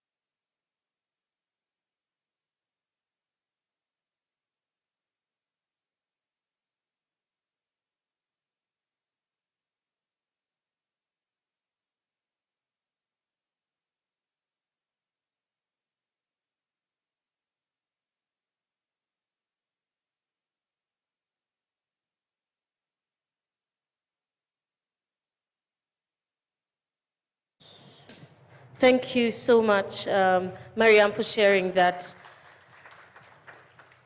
And it is, you know, as you say, some of those innovating financing models, such as guarantees, that will begin to also plug the gap when it comes to financing. And Elizabeth, I guess this squarely brings us to you. You know, ABSA has done a lot for women in business. I was proudly there when the ABSA She account was being launched. Just tell us a little bit more about, you know, what that means for women, both as entrepreneurs and also women keen on getting into global supply chains. Thank you, Terry-Ann. Like you said, there are quite a number of ands, and I was looking at Mary-Ann on the screen, and I was, you know, wondering what to do. But let me just correct something that I did earlier on. When I started, I said, good morning, ladies, and I forgot the able-bodied gentlemen in the room. So good morning, gentlemen.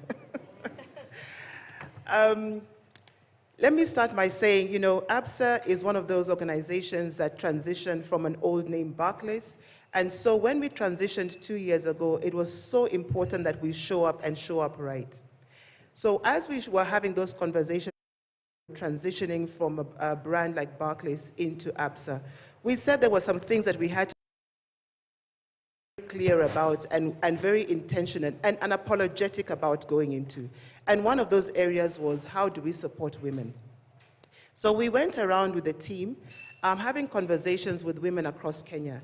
And very interesting conversations came up. And you know, women will show up in different sizes, shapes, you know, lengths, everything. I mean, we come with our children, we come with our husbands. You know, there was all sorts of showing up, ladies. And thank you very much for showing up in a very authentic way. Because it got us thinking. It got us thinking about the biases that we have, especially in the financial institutions. And those biases are the things that we needed then to address and address in a formatted way. So when we had this conversation, there are 4 things that came out very clearly. And I'm not saying they're the only 4 things, but they're the 4 key things that our proposition, which is ABSA She business account, tries to address on a day-to-day basis. The 4 things that came up were, 1, women needed access to mentoring and coaching. So rightfully so, you know, you have spoken about, you know, a lot of training. I mean, there's a lot of training, both virtually, people are being called into rooms, people are being, women are being called in all sorts of places. And believe me, I've also attended some of those trainings, and sometimes it's a repetition, just maybe it's in a different language, in a different location, but the conversation is pretty much the same. The question is, after you have been trained, then who mentors and coaches you? Who holds your hand to walk the journey? And so as ABSA, we then said, that is one of the things that we were going to really, really focus on. And to enable us do that, very briefly, is that we knew we needed to have partners, and strong partners in that, because there's no way we were going to be able to mentor the 50% of this population that shows up as women in business.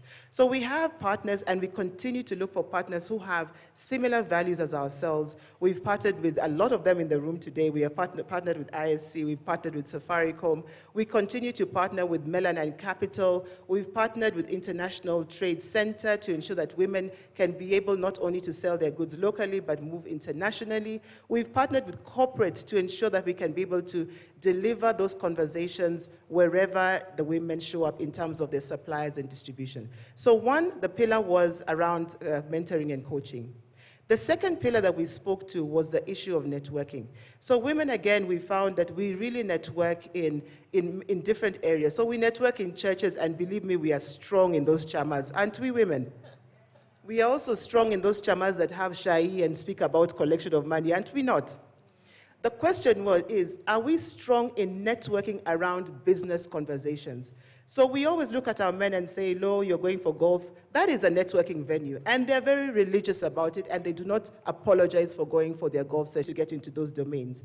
But what else could we be able to do as a bank, as an institution, to ensure that women have the networking platform that can elevate them, can make sure that they drive their confidence levels, that can educate them in the way business is done? Because the truth of the matter is, as you network, you also learn how to crack those hard nuts, isn't it? You get to know how other women have gone into a venue and made it in terms of getting, contracts and whatever it is. Women have to show up and be confident. And so those networking opportunities, making sure that we had influential women in the room, and men as well, because we learn from both genders, isn't it? And learn how to be able to network and grow our businesses. So that is the second pillar we addressed. The third pillar we addressed was access to finance. And that is something, again, that we speak to. And we spoke about women not having security, women not quite knowing, what they can be able to do to start their businesses. So we started off by offering financial support that speaks to unsecured facilities. We were brave enough to say we can go into LPO financing, invoice discounting, and we partnered with organizations as Safaricom, and we were the first ones to do it for them, and to start the journey to know that you don't need to have security to be in business. And that really elevated us to having conversation, even internally, because a lot of the times we speak about, how can we help other women, but even from an internal perspective, we then looked at ABSA and said, we also have suppliers and we have, distributors. What are we doing for those women? So we then went ahead and said, as we launched our proposition, which was just as COVID was hitting, we said we were going to support women in terms of ensuring that we have the right capacity in our distribution and supply chain. We even said that as we went into COVID, because by that time COVID hit, we said we were going to pay them as they were coming through within 7 days, 14 days for those, within certain limits. So it was an opportunity for ABSA to show up in an intentional and apologetic way in terms of being authentic as well. So it was not just about telling others, it's about also being, true to our word. So the third pillar, as I've said, is finance. We offer unsecured facilities for new comers up to 7 million. For those who already bank with us and we have history, we're looking at 10 million unsecured facilities then. We even went ahead and said LPO financing, invoice discounting. We offered limits up to 50 million unsecured as well. So what were we saying, ladies, is that there's an opportunity for financing to, at the bank. And I'm sure we're not the only organization. As I sat on the table and I with able-bodied Eunice from KCB, and I think the lady from Equity, and others that are not in the room, there is opportunity. My challenge to the women today is, much as the banks have a certain code of conduct, we have a certain language that we speak, how many of us really focus on ensuring they understand the rules of engagement? Because a lot of the times, The reason why there are declines is because you'll come in and ask for something, but the way it is structured, the way it is put across, the journey that you have walked, you know, sometimes we don't speak the same language. You want, we have, but we cannot deliver because we have not walked the journey together. So my challenge is, even at the conceptual stage of you thinking about moving your business, can you partner? Can you ensure that you understand what it is that we offer? Can you ensure that you can walk the journey in an authentic manner? When there are good times, a lot of us show up. But again, it's not unique to women, but when bad times show up, we go off, switch off our phones and say, I'll connect with them when I'm able. When we are going through a hard period, as we did in COVID, tunakanyagana huko ndani until we figure out a way, isn't it? There is no reason why you should step out, because this is the place where you're going to be able to find a solution. So the partnering for us around the financial institutions is really, really important. And the fourth pillar that we had is then, can we be able to extend access to markets? Because women had, you know, the knowledge, they had the networks, they have the finance. Now the question is, can we have the markets for you to be able to present yourselves with your goods and your services? And so that has been our commitment and continues to be our commitment. As we started the journey, we offered a 10 billion fund for women. You know, as we speak today, and today I'm lucky to have my head of SME, Susan Situma, in the house, and she'll tell you, we are very bold in saying what we want. And there's a lot of money, there's a lot of money for ladies in the environment. The question is, are we ready to take it and take it boldly to speak to the 100 billion that we were speaking about earlier on? So we offered 10 billion. Today we are saying it's about 3 billion that has been taken. There is still more. And there's more because we want to hold your hand, you know, make sure that we are aligned together, and not to stop you. Like, I know there's a lady who spoke earlier on and be told, you and your dreams, can you hold it here? No, can we go ahead knowing that this is our plan and this is the way we want to go forward? So from a proposition point of view, those are the 4 pillars that we're looking at, and we continue to receive feedback in terms of improving, ensuring that we can be able to deliver you women to the next and the next and the next level, because we want to celebrate you for your achievements. Thank you. Thank you so much, Elizabeth. Bram, let's come to you now. I know we've heard a lot about Zetova, about the app, and I'm just curious about, you know, other things that we've not heard of, such as that sharing of the data. Could you just go a little bit further and tell us, once we sign up, you know, what's available? And there's something you mentioned when we, just before the event started, about collateral, and what data then helps those women who may not have certain collateral to still get access to tenders. Good. I'll start by, and I was hoping to go last after all the finance people. The reason why I think she's lucky is because I wanted them to say those numbers. I think at some point Equity said they're giving 1 million unsecured, isn't it? There were some billions here talking about, isn't it? There's another billions, I think, here. And then there was another billion somewhere online, isn't it? $5 billion, you know, there's a difference. That 2 zeros make the whole difference, isn't it? Yeah. And then I think Anne is about to also give us another billion somewhere. So there are a lot of billions in the room, but there's nothing as punishing as an entrepreneur sitting in the room right now hearing those billions and still not getting them. That's very punishing. And I will tell you for a fact, I have been on all sides of the conversation. And the whole idea is, there's a time, I think 3 years ago, between 2016 and 2018, I was always speaking in the World Bank IFC Africa Finance Forum. And I spoke, and I keep speaking, and this conversation you're hearing, you know, people are committing, people are talking about billions. Billions coming to women, billions coming to IFC, not to IFC, to, sorry, your bank is, you know, it always takes the attention. So billions coming to SMEs, billions coming to women, you know, all that stuff. But then when you come back to the ground and you meet the actual banks, they're telling you, Bramwell, you know, the truth is we cannot lend to an SME without security. And that's a harsh reality, isn't it? We can only do so much, isn't it? But, and that's now where this conversation. So I started Zetova because of one thing. Out of sheer frustration of, we are all saying the same thing. We all want the same thing, but why are we not doing it? Because there's a gap. Either the right person who's supposed to be telling that story is not telling it, the right person who's supposed to be sharing that information is not sharing, and the person who's supposed to be profiled is not being profiled, isn't it? In projects like this, you find that Safaricom will actually be very well profiled, isn't it? Safaricom has a supply chain of how much? $400 million annually, isn't it? Probably that's about 40 billion, isn't it? We have been funding XYZ. There are clear statistics of how Safaricom has been doing it and is going to do it over and over again. You have my dear friend Elizabeth here. For the last 3 years, she's been telling me about the way, they started with 5 billion shillings in the ESD.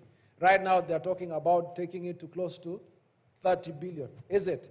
You're talking, we see, in terms of profiling, the companies that actually can profile themselves have the budgets, have the muscle to access these books.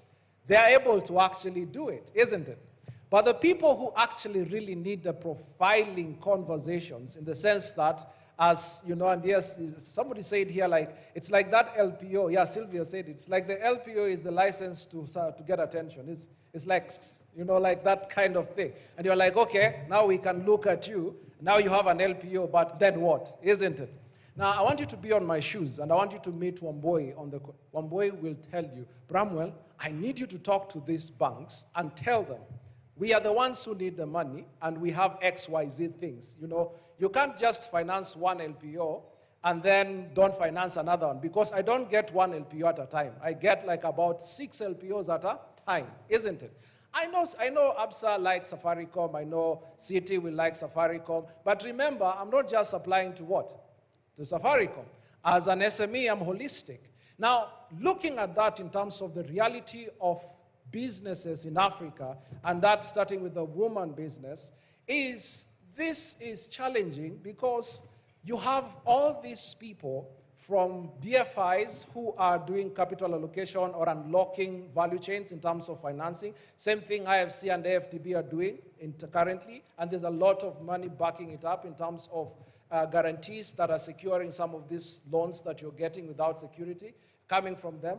Then you have the banks who are saying, okay, guys, we have the money, come and talk to us. And you go in and they're like, but we don't know. We would like Safaricom to. So the whole idea of this WeDeliver agenda is, okay, guys, you're all saying the same thing, say it here. That's the whole idea of the app, isn't it? You want Safaricom to have a conversation with ABSA, isn't it? And tell ABSA, hi ABSA, you're banking us, isn't it? We've signed an MOU. I think you guys in Safaricom have signed like about 5 MOUs, isn't it, with banks? And you have about 2 circles, isn't it? Is there a dashboard that is tracking Elizabeth's commitment to your suppliers? Is there a dashboard that is tracking why they're rejecting your suppliers?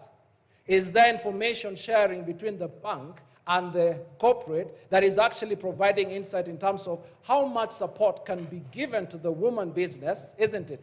Not in a theoretical format, in a practical day-to-day approach that can allow these businesses to actually collaborate.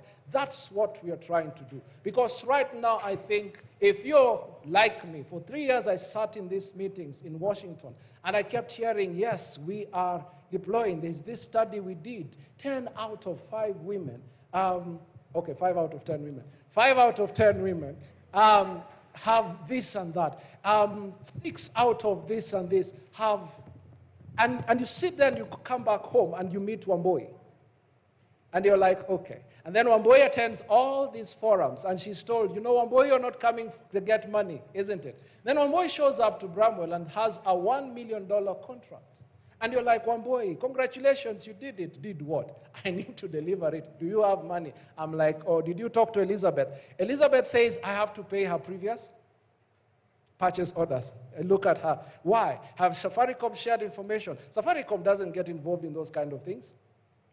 But you see, it is practically how our businesses are structured. Those are the realities, isn't it? So how do we bridge the gap? We bridge the gap through what Carol had shared before, sharing data.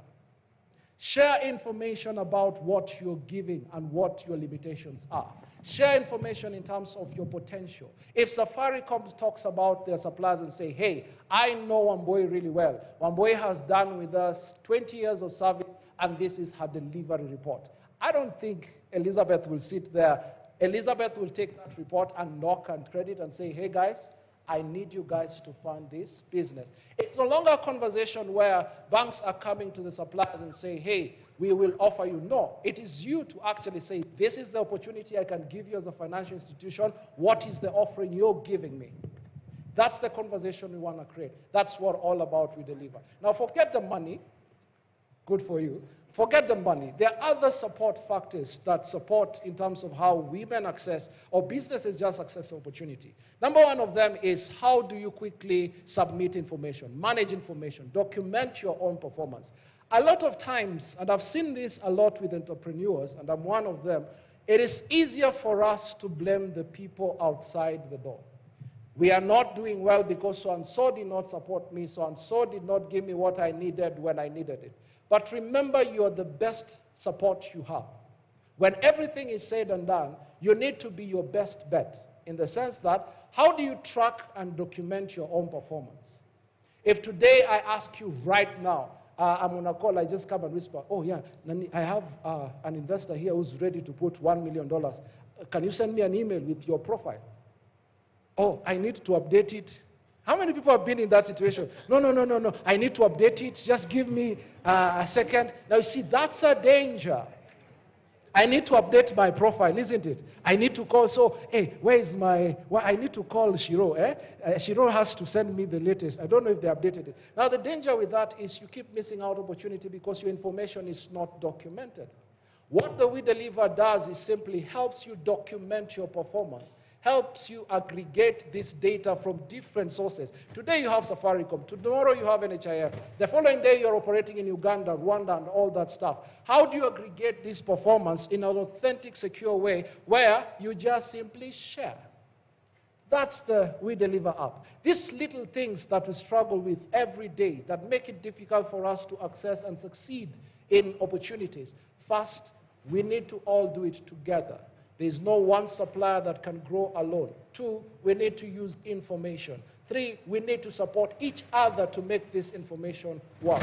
And 4, there's technology that can do that. So with delivery of WeDeliver, my vision is by next year, we will not be coming here saying, hey, you know, we banks want to lend you, but you're not appearing. And the people who are appearing and say, yes, you're appearing, but you're not lending us. And then the Safaricoms are like, yo, guys, figure your stuff out. As we have goals. No, my vision is when you guys come back here next year, is we are saying, okay, guys, now we understand the data, we understand the opportunity, we have the money, these are the women we're backing up. And that's the vision of the WeDeliver agenda and the WeDeliver app. I hope I have done a good job. Oh yeah, you have done more than a good job. Let's give him a warm round of applause. Marianne, I'd like to rope you into the conversation now. Part of the issues that have been raised around women is starting small businesses with very little capital, and scaling becomes a problem. Getting to the place where we're actually able to get those big LPOs is even a problem. From a city perspective, how do you handle this? Have you seen growth or change over the years, especially with all these trainings that we receive from everyone? Thanks, Darian. Quite difficult to speak after that passion from Bramwell. I almost thought that I was in church, you know, where the preacher is saying, preach, let's do this. But glad first to be in a room of powerful women and the few he for she men. Thank you for being here. I think from Citi, and I must say Citi, one is a corporate investment bank. So I'm glad I changed the conversation from, you know, my colleagues here, because we don't typically bank individuals. We do bank corporates. But what we have done is we have reinvented ourselves. We play where our strength is. Why we are the only corporate bank in Kenya is because one day, you know, we looked at the portfolio and decided, let's play the 80-20 rule. How much time do we spend, you know, on individuals, and yet we have another 40 banks that can take care of that? Can we move our strength to the few corporates who then will move to the individuals and empower them? So we do bank buyers. In the case of, you know, what Anne said, how do we merge the buyers and the suppliers? We do bank most of the larger buyers in the market, but what are we doing to make sure that these buyers reach out to the corporates we're talking about today? So we are experts in structuring solutions. I think Wamboi can hold me accountable to that. What we do is we listen to what the buyer is looking for and what the supplier is looking for. Is it financing? Fine. You need money. I can't look at you because I may not be able to do an analysis on you as the supplier. I'll ask my buyer, okay, you know these people. You're the people with the strength in that, in that space. Florence can also attest to it. I'll go to Florence in Safaricom. You know Wamboi. What does Wamboi do? How can I support Wamboi? And how can the three of us sit on the table and come with a solution? So that's what Citi has done, and we've done it successfully. We've been able to structure products for our buyers to be able to support their suppliers. How we do this is, we can finance the buyer. Then we tell the buyer and hold them accountable. Can you then extend this financing that we are able to extend to you, to your supplier? And we'll do the admin for you. We've been able to structure that. The other thing we're able to do is, and amen to fintechs and the Bramwells, we let them do where they play in their strength, okay? He's able to connect us in this room already today. He brought us together. Now with the WeDeliver app, we can all come together and speak the same language. What documents is Wamboi uploading in the system that makes sense to Safaricom, that makes sense to the bank, that will allow the bank to do this financing? So as opposed to putting a pot of $10 million and saying, okay, we have a pot, come, let's all chamboa this pot and see how to get this money. We won't take you through that trouble. We'll play in the space where somebody else will go through that trouble for you. Safaricom wants fiber. There's kilometers of fiber to be laid. I already know that Safaricom wants that fiber, right? But Wamboi now will come and tell me, okay, I need $1 million to finance this fiber. I'm like, hi, Wamboi, I don't know you too well. Let's speak with Safaricom. What will Safaricom tell me? Yes, I'm laying fiber. That's the truth. So I will work on the benchmark of Safaricom's strength to support my supplier. So we try not to take the smaller enterprises through the trouble of having to now fight with, I have to use this word, big boys. Sorry, ladies. But we don't take them through the trouble of fighting with the big boys, AKA the banks. We work with those people who can fight for them. Having said that, we have other, and I'm glad to see our procurement manager, SSA, in the room. We have other avenues where we support our suppliers, excluding the buyer. We behave as the buyer ourselves. As Citi, we do promote women-owned suppliers, and that is Citi SSA. We promote supplies from women-owned enterprises. So besides the fiber that Safaricom is strong on, we also need supplies as banks. So we try and emulate what we are preaching. So I'm looking for maybe catering. I know it has been looked at as, women, but we have catering, we have cleaning, we have generator services. We also need some sort of fiber because we have internet that we're using in the bank. We try and push these services to women-owned enterprises, and this is a global agenda coming all the way from Citi at the top. As we all know, we recently appointed a Citi CEO, first of its kind. So we are, emulating this conversation from the top. From the global scenes, we have committed funding to promote the minority. So maybe not only women, we're looking at the youth, we're looking at, differently abled persons to be able to support them in this agenda. So as opposed to only looking at that one-track mind of, I need financing to be able to, we are also looking at other ways that we can work together. Then lastly, like I said, we are a corporate investment bank, so we have a very small portfolio that we bank, but we do partner a lot with, different people, from FIs, from DFIs, from, the TechnoServes to the Zetovas. We speak a lot with these people so that we are able to reach the people who need help. So why do we do this? I'll talk about TechnoServe. TechnoServe is a partner of Citi Foundation. They are able to reach a larger mass that we probably won't. They will do the capacity building, the training, give you advice on how to get financing. So that is one of our very good partners. We do have Citi Ventures. What is Citi Ventures? Citi Ventures is an innovation hub. So we bring in the minority and take them through A, B, C, D of doing business. We are on the last part of we'll finance you. But will we finance you so that you lose that money? Wandia rightfully said, do I want to lose my house? But why will Wandia lose her house if she's empowered? She probably won't. So we try and empower the ladies so that they're able to run their businesses in a win state, so that when they're coming to the ABSA is like, you're actually doing a good job, zero security, okay? So we do partner with City Ventures. Lastly, we do partner with 4G Capital. What we have done with 4G Capital, and I like that Bramwell talked about the billions, we've given them the billions, you know? They are able to reach the person who needs the billions. Again, like I said, we remove ourselves from having to go through the headache of analyzing, because what we'll do with that is we'll delay your transaction. You know, we'll be telling you, okay, you know, there's that document, and then, you know, your certificate of incorporation was not certified, and then, you know, we need an invoice, but 4G Capital will probably do that through technology. So Citi has partnered with 4G Capital, given them the monies to be able to distribute to SMEs. And, you know, 81% of these SMEs, women owned under 4G. So I think we have tried the best we can, but I believe we can always do more.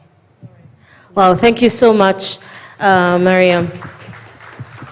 Mariam, I'd like to rope you into the conversation. I was just saying earlier before you joined, the room is full of Marianne, Mariam, Terianne, Anne. But before I come to you, I just want to let the floor know that I'll be opening up to questions. We don't have a lot of time, so we do have just about 5 minutes, maximum 10, to close our forum today. So I'll give Mariam a chance to say a word or two, and then I'll open it up to 1-2 questions, then final comments from all my panelists, and then we call it a day. Mariam, your thoughts?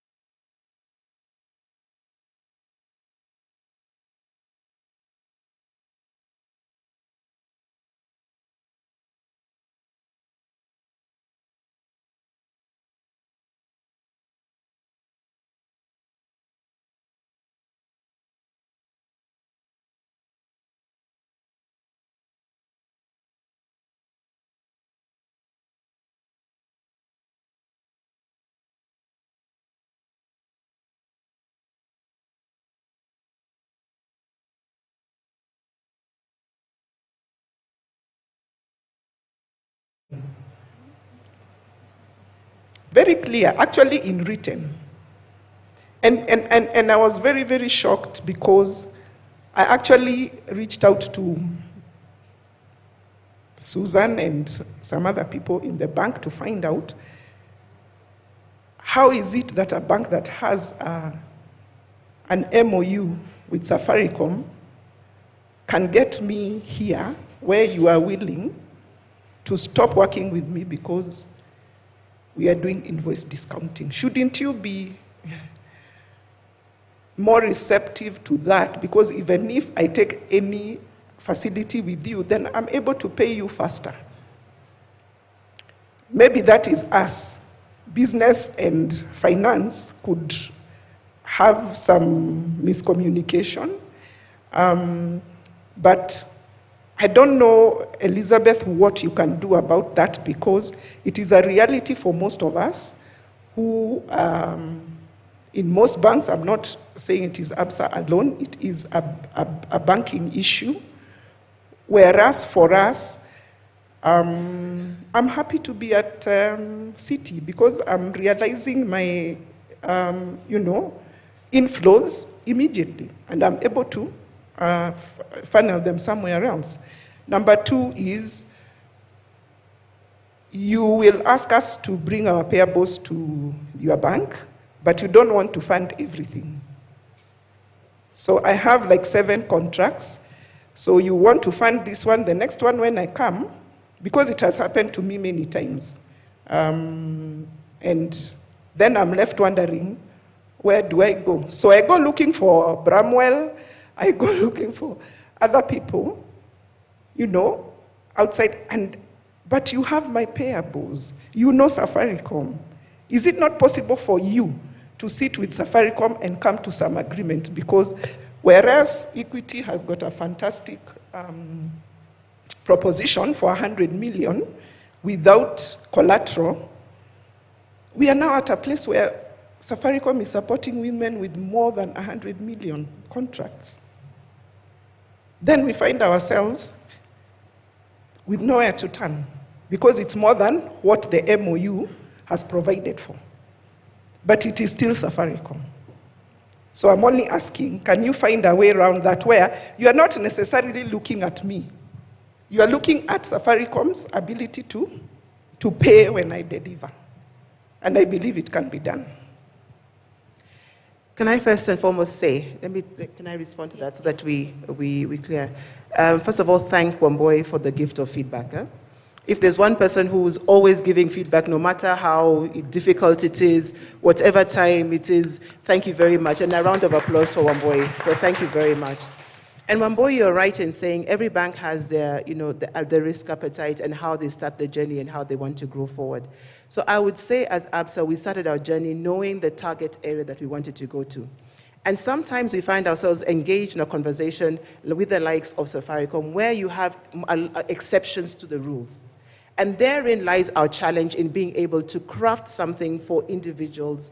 And therefore, when you have a program like the way Citibank has then gone ahead and said, let's look at Safaricom and extend, and they probably have developed it much more than we had at the time of engagement. So kudos to them. And this is the reason why I said earlier on, it is not that we are forcing everybody. There is room for everybody in different organizations where you can connect and get things done. So when it comes to the issue of feedback in terms of what an individual gave you, I can assure you, Wamboi, it is not feedback that I would probably give you and tell you, what, because you're going to so-and-so's salon, or I'm not going to touch your hair again. That's what it literally means. You know what I mean? That is wrong, and it is important that we learn as organizations to give feedback. So what we've done differently now in terms of being able to give feedback a lot better, and I know we've partnered with IFC in making sure that we can be able to have, to train 300 champions across the bank. Yeah, and I know Susan is really championing this conversation. Sorry, the one gentleman who's standing between me and Wamboi. Yeah, so that I speak to her, yeah. But it is a journey that we're taking to make sure that the kind of feedback we give, yes, even if it's a no, and ladies, we also have to we get used to also being told no, but know why. know why, when are we going to be able to re-engage? Those are the things that are really important in terms of giving feedback. So thank you very much, Wambui. I believe it is not the end of our engagement. There will always be something that we'll be able to speak about and come back and re-engage and learn from the process. Yeah? So that's what my feedback would be to you. Thank you. Marianne? Yes, I would like to add, and I like what my partner on the panel has said. I think the port has enough for all of us. And one of the things, like I said, for City, we do partner with a lot of people, up to and including FIs. And why we do that is because we are not able to reach everyone. So even in the ABSA City conversation, we are able to have a conversation with ABSA and give a solution to Wambui. Because for City, what we do, and with the program we've done with Safaricom, we maintain all the supplier relationships with their bankers. So you can imagine we will maintain the 42 relationships that every other supplier has. We will maintain your account at your bank. So nothing stops us from having that conversation with your banker to structure a win-win for both us, the FI, and the supplier, and the buyer too. So I think it's a conversation we can all have. And yes, thank you for that candid feedback. Every time Wambui holds the mic, I cringe. I'm like, is it me this time? But thank you. Thank you all so much. So we're going to take a final round of comments from our panelists. Two questions. We'll keep them short. All right. You know, Gina, if I refuse to give you a mic, you might not pay my invoice. So we'll have to give you the mic. Oh, just taking good afternoon. My name is Mercy from Ariel Technology. We are a cybersecurity firm, and I'll make it short, but I have 3 questions. I'll start with the banks. I am glad that even Wambui has spoken, but I think our sister from ABSA, you actually say that you're ready for feedback. And I've been in ABSA like maybe over 20 years. But there's a challenge. That's what I can say. I just want to give my own personal experience. In October, I got a facility. It was just about not a lot of money. But behind that facility, I actually had a PO, and it was way bigger. And for me to draw that initial working capital facility, it was a nightmare, to an extent that I honestly couldn't even try the PO, the financing of the PO that I had. And I was only left with one option, just to pray, which I prayed. And I rallied everyone around me to pray that Safaricom would pay on time. And by the grace of God, I want to appreciate Safaricom, because I think there are times we have no other option. With all what is being said about billions and everything, and I can say that we have had it.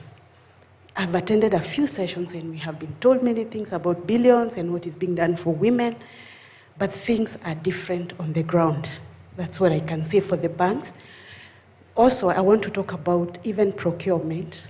I remember one time, actually, again through Safaricom, somebody was prompt us actually using the WIB forum to get pre-qualified ABSA.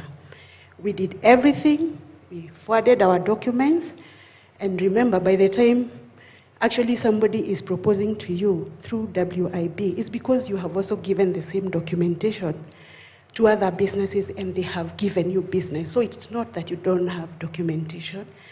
It's not that you don't have compliance. You have all that. So what happened is that after I had done all that, I tried following up. You know, you have done everything, insurance, compliance certificates, your financials. I tried following up. I never got an answer at all, even a reply to the email, and just saying that... All right, I'd like to cut you short kindly. Susan is here. I would like to request that you either move to that table so that that issue can be sorted, so we can move over to just complete the conversation for today. Since we have ABSA in the room, head of SME banking, I would like to suggest that you sit together. Let's hope that situation will get sorted out. Gina, Could we pass over the microphone this way?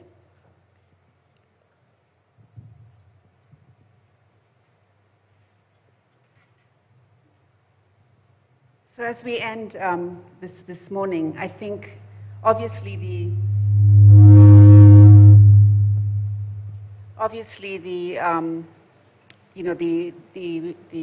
challenges that women have come across when it comes to growing their businesses has been access to capital, and it's been systemic. I used to work in Barclays. I know that the products were created by men for men.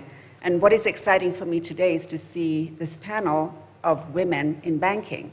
And so I think as women, we should be encouraged. We have dreams as women, but unfortunately, it's at the banks that these dreams come crashing down. And so, there's still obviously a lot more to do, as we've heard, but at least the journey has started. Not fast enough, but at least it has begun. And I think, what we as WeDeliver want to do is to help move the conversation further and to make sure that, in a year's time, we can actually be reporting progress, that there's a scorecard, and the ease of doing business with banking is faster. So I think it's encouraging to see, but hopefully we can overcome some of these things and we can actually make these dreams come true, because it really is at the bank that the dreams do end sometimes. Thank you. Thank you so much, Gina. So we'll take a final round of comments from our panelists, starting with Anne, and then Marianne, please stay with us so we can finish off with you. Anne, your final comments? Thanks, Dorian. I have two comments, and one of them is something that runs through my mind every time we sit around the table like today, and we do a lot of this, where I work. And the question is, where do we go from here? Yeah, so we've talked about financing, and for me, creating that marketplace where there's exchange of information, transparency in terms of opportunities is a big leap in terms of moving this agenda forward. So as we think about sourcing to Eco 2.0, we'd like to see more of this. We'll have conversations with Zetova. What do we do? How do we mainstream this conversation so that it's not just 10 companies that are working with sourcing to Eco? It's not just Safaricom who has better payment terms. We have a lot more companies, and that's the only way we'll be able to move the agenda forward. The other comment I have is, today we have ourselves, the banks, but we need the buyers in a room like this as well, because the buyers can unlock the opportunity. A couple of years ago, I worked in upstream oil and gas, and because they're mandated by the law to build local content, so they don't have a lot of excuses or opportunities to just sit in a room and talk and talk and talk. So what they do, they actually have something called a mobilization fee. So when you award an LPO, you don't tell the woman, okay, you go talk to APSA, and you see what happens in the market. You find money, come and let us know. They actually enable you to get started. So as you walk into APSA, your risk has been halfway mitigated. So I think those are the conversations we need to have with the buyers now. How do we all meet, in a room and meet each other in the middle to make this happen? So access to finance is a huge challenge. There's more money flowing into this market. Like, for instance, Kenya is a donor capital of the region. So there's so much money, but still the women are not accessing. But there's a lot more that needs to be played, not just by the DFIs that are funding, but also the buyers for this particular agenda. Yesterday, I just saw one of the news, JP Morgan Chase in the US, they just launched a fund specifically to fund contracts to marginalized groups, including women-owned businesses. Not just to lend for your business to build a plant and whatever else you want to do, for a funding contracts. And that is what we need to start looking at. So I hope that the next conversation we'll have a room full of buyers as well, who are willing to commit and just to push the needle for women-owned businesses. Thank you, Anne. Elizabeth? Thank you, Terry-Ann. And I think for me, a lot has been said today. And even as we were going through, the question is, how do we, what is the next step, similar to what she has said, Anne has said. And for me, the one thing that I want to encourage the women in the room is that you must not hire before you are satisfied with the response that you get. Because ladies, one of the things that we struggle with is if you're told no, you know, we run away, we are pained. And it's a very natural thing. It's a warm thing for women to have. You know, we feel slighted. But the truth of the matter is, it's a very challenging environment that we work in, especially in the business domain. We must be ready to go back until we get a response. There is no excuse to being told no, and you didn't know what to do. And I do subscribe to prayer. I hear you, my dear. I do subscribe to prayer again, but it is prayer with action that we need to make sure that we follow through on. So I'd encourage the women, because in the financial field, the business field that you want to go in, most of you have businesses also that have your names attached to it, isn't it? You've named yourselves, for instance, it would be Elizabeth and daughters. I don't know why it's always Elizabeth and sons, but it's a name that it's your business. So if it's a name that you've given to your business and you want it to go from generation to generation, because when something happens to you, you don't want to leave it behind. How about you make sure that it has structure and strength and resilience to be able to move to the next generation? So I'd encourage you, ladies, please find a partner. Please ensure that you get feedback, know how to engage, and we will be really, really, really willing to support you. From an ABSA perspective, I'm really happy with the feedback. You know, sometimes people say you can actually sit there and be thrown, you know, stones and whatever else. No, I'm happy because it is a chance to get a feeling of what's going on. And it means that also people are engaging in different spaces so that we can be able to better. I would rather people gave us feedback as opposed to sitting back and not giving us that feedback, and for us to think that we're doing an excellent job. So thank you very much for the feedback. We continue to support you. I just wanted the brave ABSA colleagues that I have in the room to just stand up so that at least you know that it's not me alone standing here. Yeah? And there we are. Yeah? Thank you very much, colleagues, for joining. Thank you. Bramwell? Perfect. So I think I'm sitting here pretty, just seeing the way things are going on, because this is why WeDeliver exists, isn't it? One thing is clear, is we all want the same thing, isn't it? But what the right hand is doing, the left hand is not know, doesn't know, isn't it? I wish I would say the same thing about where the right foot is going, the left foot is not, but that's impossible. But sort of, it's something that we need to actually start doing. So this is how this is going to happen for, I think, just the way forward. In terms of confidence, I have sat in boardrooms with everybody in this particular panel, so they understand WeDeliver inside out. So there's a project coming up with Citi, there's a project coming up with ABSA, there's a project coming up with Sourcing to Equal, and many other things that we're doing. Now, for the next 3 to 6 months, the whole WeDeliver agenda, in terms of right now going forward, and I said it's not just about this is the first thing that at least women will be the ones pioneering. But then again, you see, that if it works for women, then it works for everybody else, isn't it? Because of inclusion. It's the same model, isn't it? It's the same thing. If you're able to succeed and create that pathway to inclusion, then the same formula shall be applied across to more local companies playing in global supply chains and having the muscle to actually succeed there.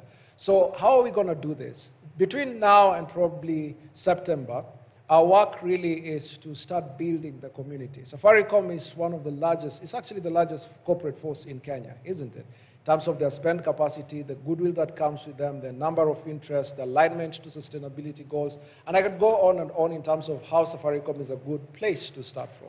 Now, but we are not stopping from there, but we need your help to help you. The suppliers, Wamboi and the rest, work with us to build your profiles. There's dedicated resources in Zetova who are going to sit with you and help you build your profile. What is it called? The authentication or the validation of your data that you need from Safaricom, there are already tools put in place to help you build that profile. In the sense, at the end of the day, you won't be needing to call your PA to send your profile. You just need to go into the app and do share. And share simply picks out all your performance detail and all that stuff, and you share with the right people the information that makes you look good, not because it's marketing, but it's because what you have done. And it is authenticated. It's not just what you say. It is actually previous conversation where the president says, work with this person because they can deliver. If you do that, see how that can change. We are working with the banks. We begin to onboard all interested banks working within the Safaricom ecosystem. And it's not, we are the neutral party. Our work is to enable the conversation, isn't it? And I think at that point, Florence, Marianne, and Emily and the Safaricom team, these guys, you've signed MOUs with them. It's time for you to be accountable, isn't it? You've signed MOUs with Safaricom, and you've said, hey, we are going to fund your women, isn't it? At some point, your live dashboards will basically make it back to Safaricom CFO to see, okay, Equity is doing 5 million, isn't it? So it's a real-time thing where it's not just marketing stuff. And I'm not saying you're doing marketing stuff because I've worked with Elizabeth. I know the stories. I know both sides of it. There are actually places where they have gone out of their way. I've worked with, and I think interacted with her like in my previous role before I started Zetova and now. I know what they're doing, isn't it? And if you look at it, and even Equity in terms of the work they're doing, Credit Bank, yes? Credit Bank in terms of what they're doing. Like, I sit in both these sides. And all I'm just trying to say is, it's time for us to do our part. For the women who are doing the business themselves and they need their help, your best asset right now is your profile. Work with the team in Zetova to build your profile. Encourage other women and other suppliers within the Safaricom ecosystem to build their profiles. For the banks, we will work with you to make it easier for you to understand what's going on in the ecosystem, so that you don't structure a Lamborghini for somebody who's living in Westlands, isn't it? And then there's also a question in terms of even structuring of contracts, in terms of how is Safaricom structuring its contracts? Are the contracts friendly for financing? All those conversations are simply conversations that can come to the table. And basically, if there is a data point supporting it, then conversations, then impact, then change can begin to happen.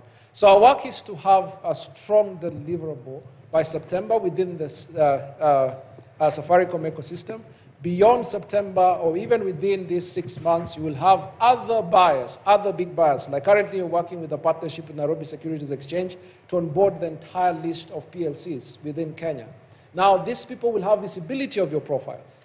It's not just the Safaricom work, but then again, another one and another one will begin to see what you're doing. And that not only just supports even new suppliers, but also extends the network to banks to basically accelerate the ability to provide the same value proposition. So that's the whole idea about WeDeliver agenda. So we are building a community where this conversation is not just the right hand versus the left hand. It's a conversation where we are in this together. And we are working with data, and we have visibility of what needs to be done to get the needle to move. So I'd leave it there, and thank you so much for showing up today, and thank you for having honest conversations. Thank you, Bramwell. Marianne? I have to say this again, tough to go after Bramwell. But one of the things I have to say to all of us in the room, and this comes from one of my legal partners, we have 3 changes we must make. We have to change the rules, and I think more so on the FI side, we've been put to task. We have to change the rules. We have to change the culture, and that goes across the board. Both the financials, and like what Anne said about bringing buyers to the room, the suppliers, let's change the culture. Don't be told to submit the form, and in the morning you forgot. Change the culture. And finally, this will change the experience. I think we'll have a more peaceful conversation next time we meet if we do our 3 changes. Thanks, Gina. It's a journey to the Oscars. We have started the journey. Tire, we will go step till we win. And I have to applaud the men in the room. Don't leave them out. They've been running the engine half. We're bringing the other half of the engine. Let's not now run half our engine. Let's put this engine together and run a winning, conversation, economy, and I think we'll all be happy. Thank you so much, Marianne. Mariam, your final words?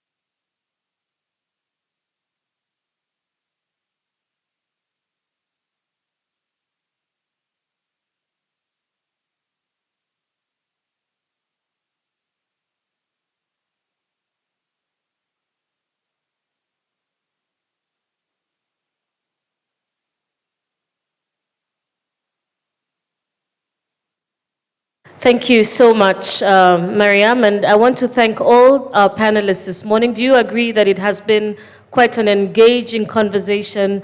I want to thank you, the audience, as well, for your honest feedback and for being such an engaging audience right from when we started up until now.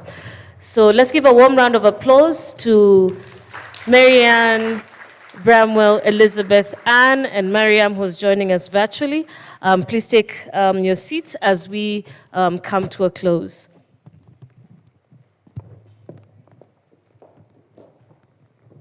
All right, please stay on stage for a second, and please come back for a photo session, and then I'll allow you to go back, please. Please come back for a photo session.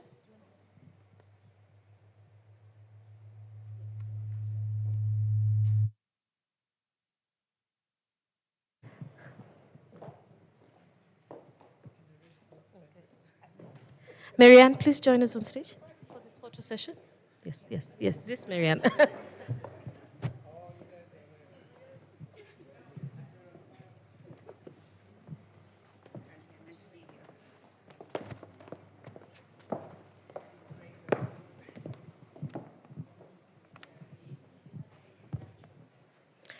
As that is being done, I want to encourage some networking and conversations as we wind up. Susan, I volunteered you to have a conversation with a lady, so okay. But I've also seen there's a big group of women from ABSA. I see Lucy at the back there. So please feel free to have a chat with some of the other ladies who stood up earlier from ABSA as well.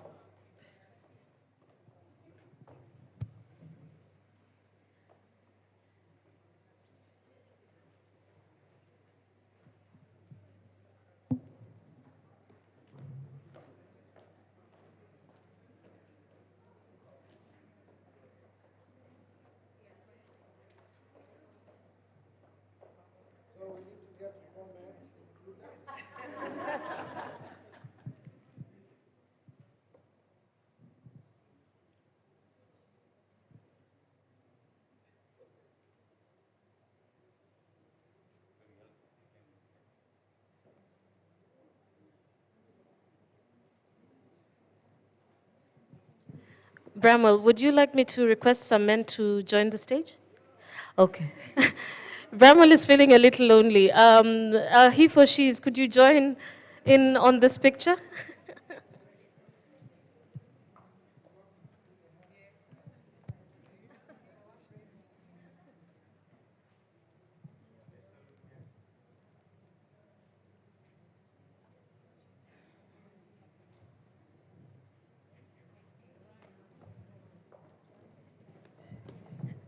All right, thank you so much. Let's give them a warm round of applause. And I would like to invite Gladys Akinyi from Zetova to come and give us a vote of thanks so that we can call it a day.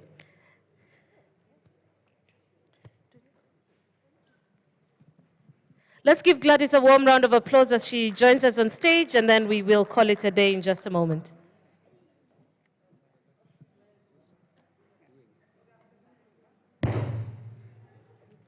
Good afternoon, everyone.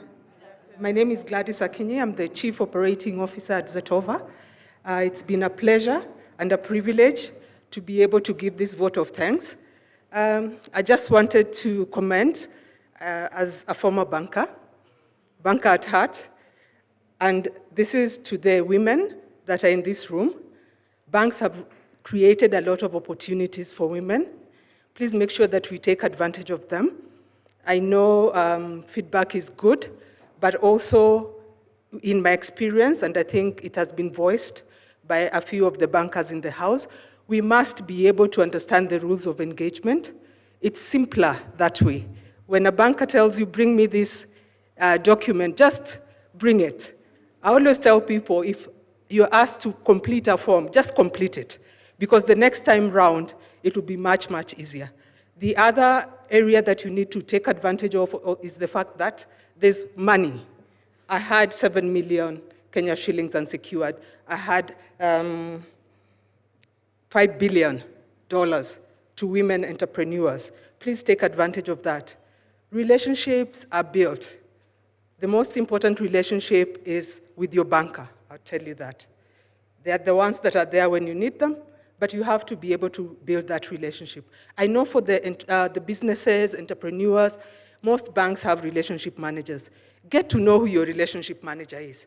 Build a relationship with them. They're the ones that will facilitate for you whenever and wherever. You can always call them.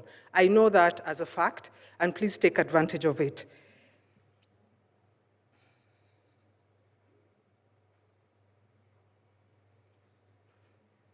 Great. Having said that, I think I am so honored and privileged to stand here before you, women of power, very empowered women, women that know what they want and are able to get it. I'd like to take this opportunity on behalf of Zetova to thank each one of you for having come this morning and having made this possible.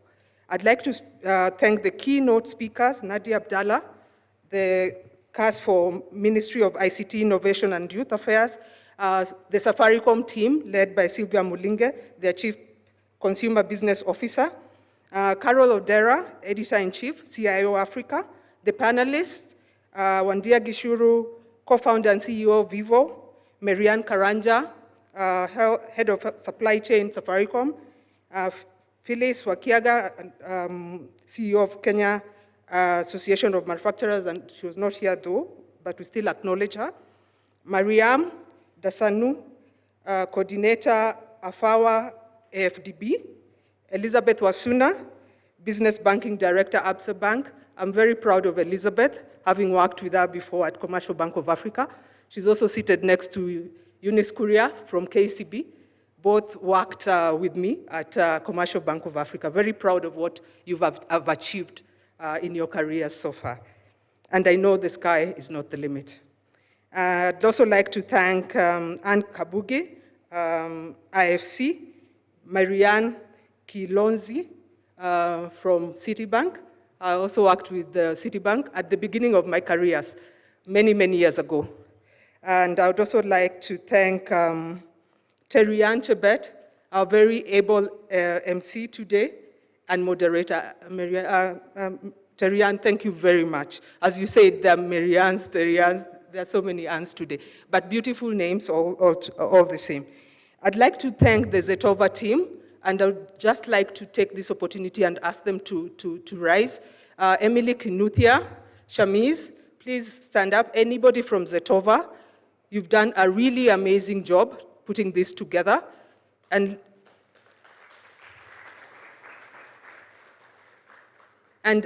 we look forward to supporting everybody in this room within the next 6 months, as Bramwell said. Bramwell, thank you so much. I'd also like to thank Gina Dean, our co-founder. WeDeliver Agenda. Gina, thank you so much for being able to support us with this. Finally, I'd like to thank Movenpick Hotel and Residences and all our service providers. This is just the beginning of the WeDeliver agenda. Zetova, together with our partners, will continue to reach out to you to build your profiles, as Bramwell said, and also to enable us build the community. I hope and pray that we'll continue to celebrate and support all women all over the world. And I'd like to close with a quote from Michelle Obama. There is no limit to what we as women can accomplish. I believe that we can do what we purpose to do. Thank you and have a wonderful day.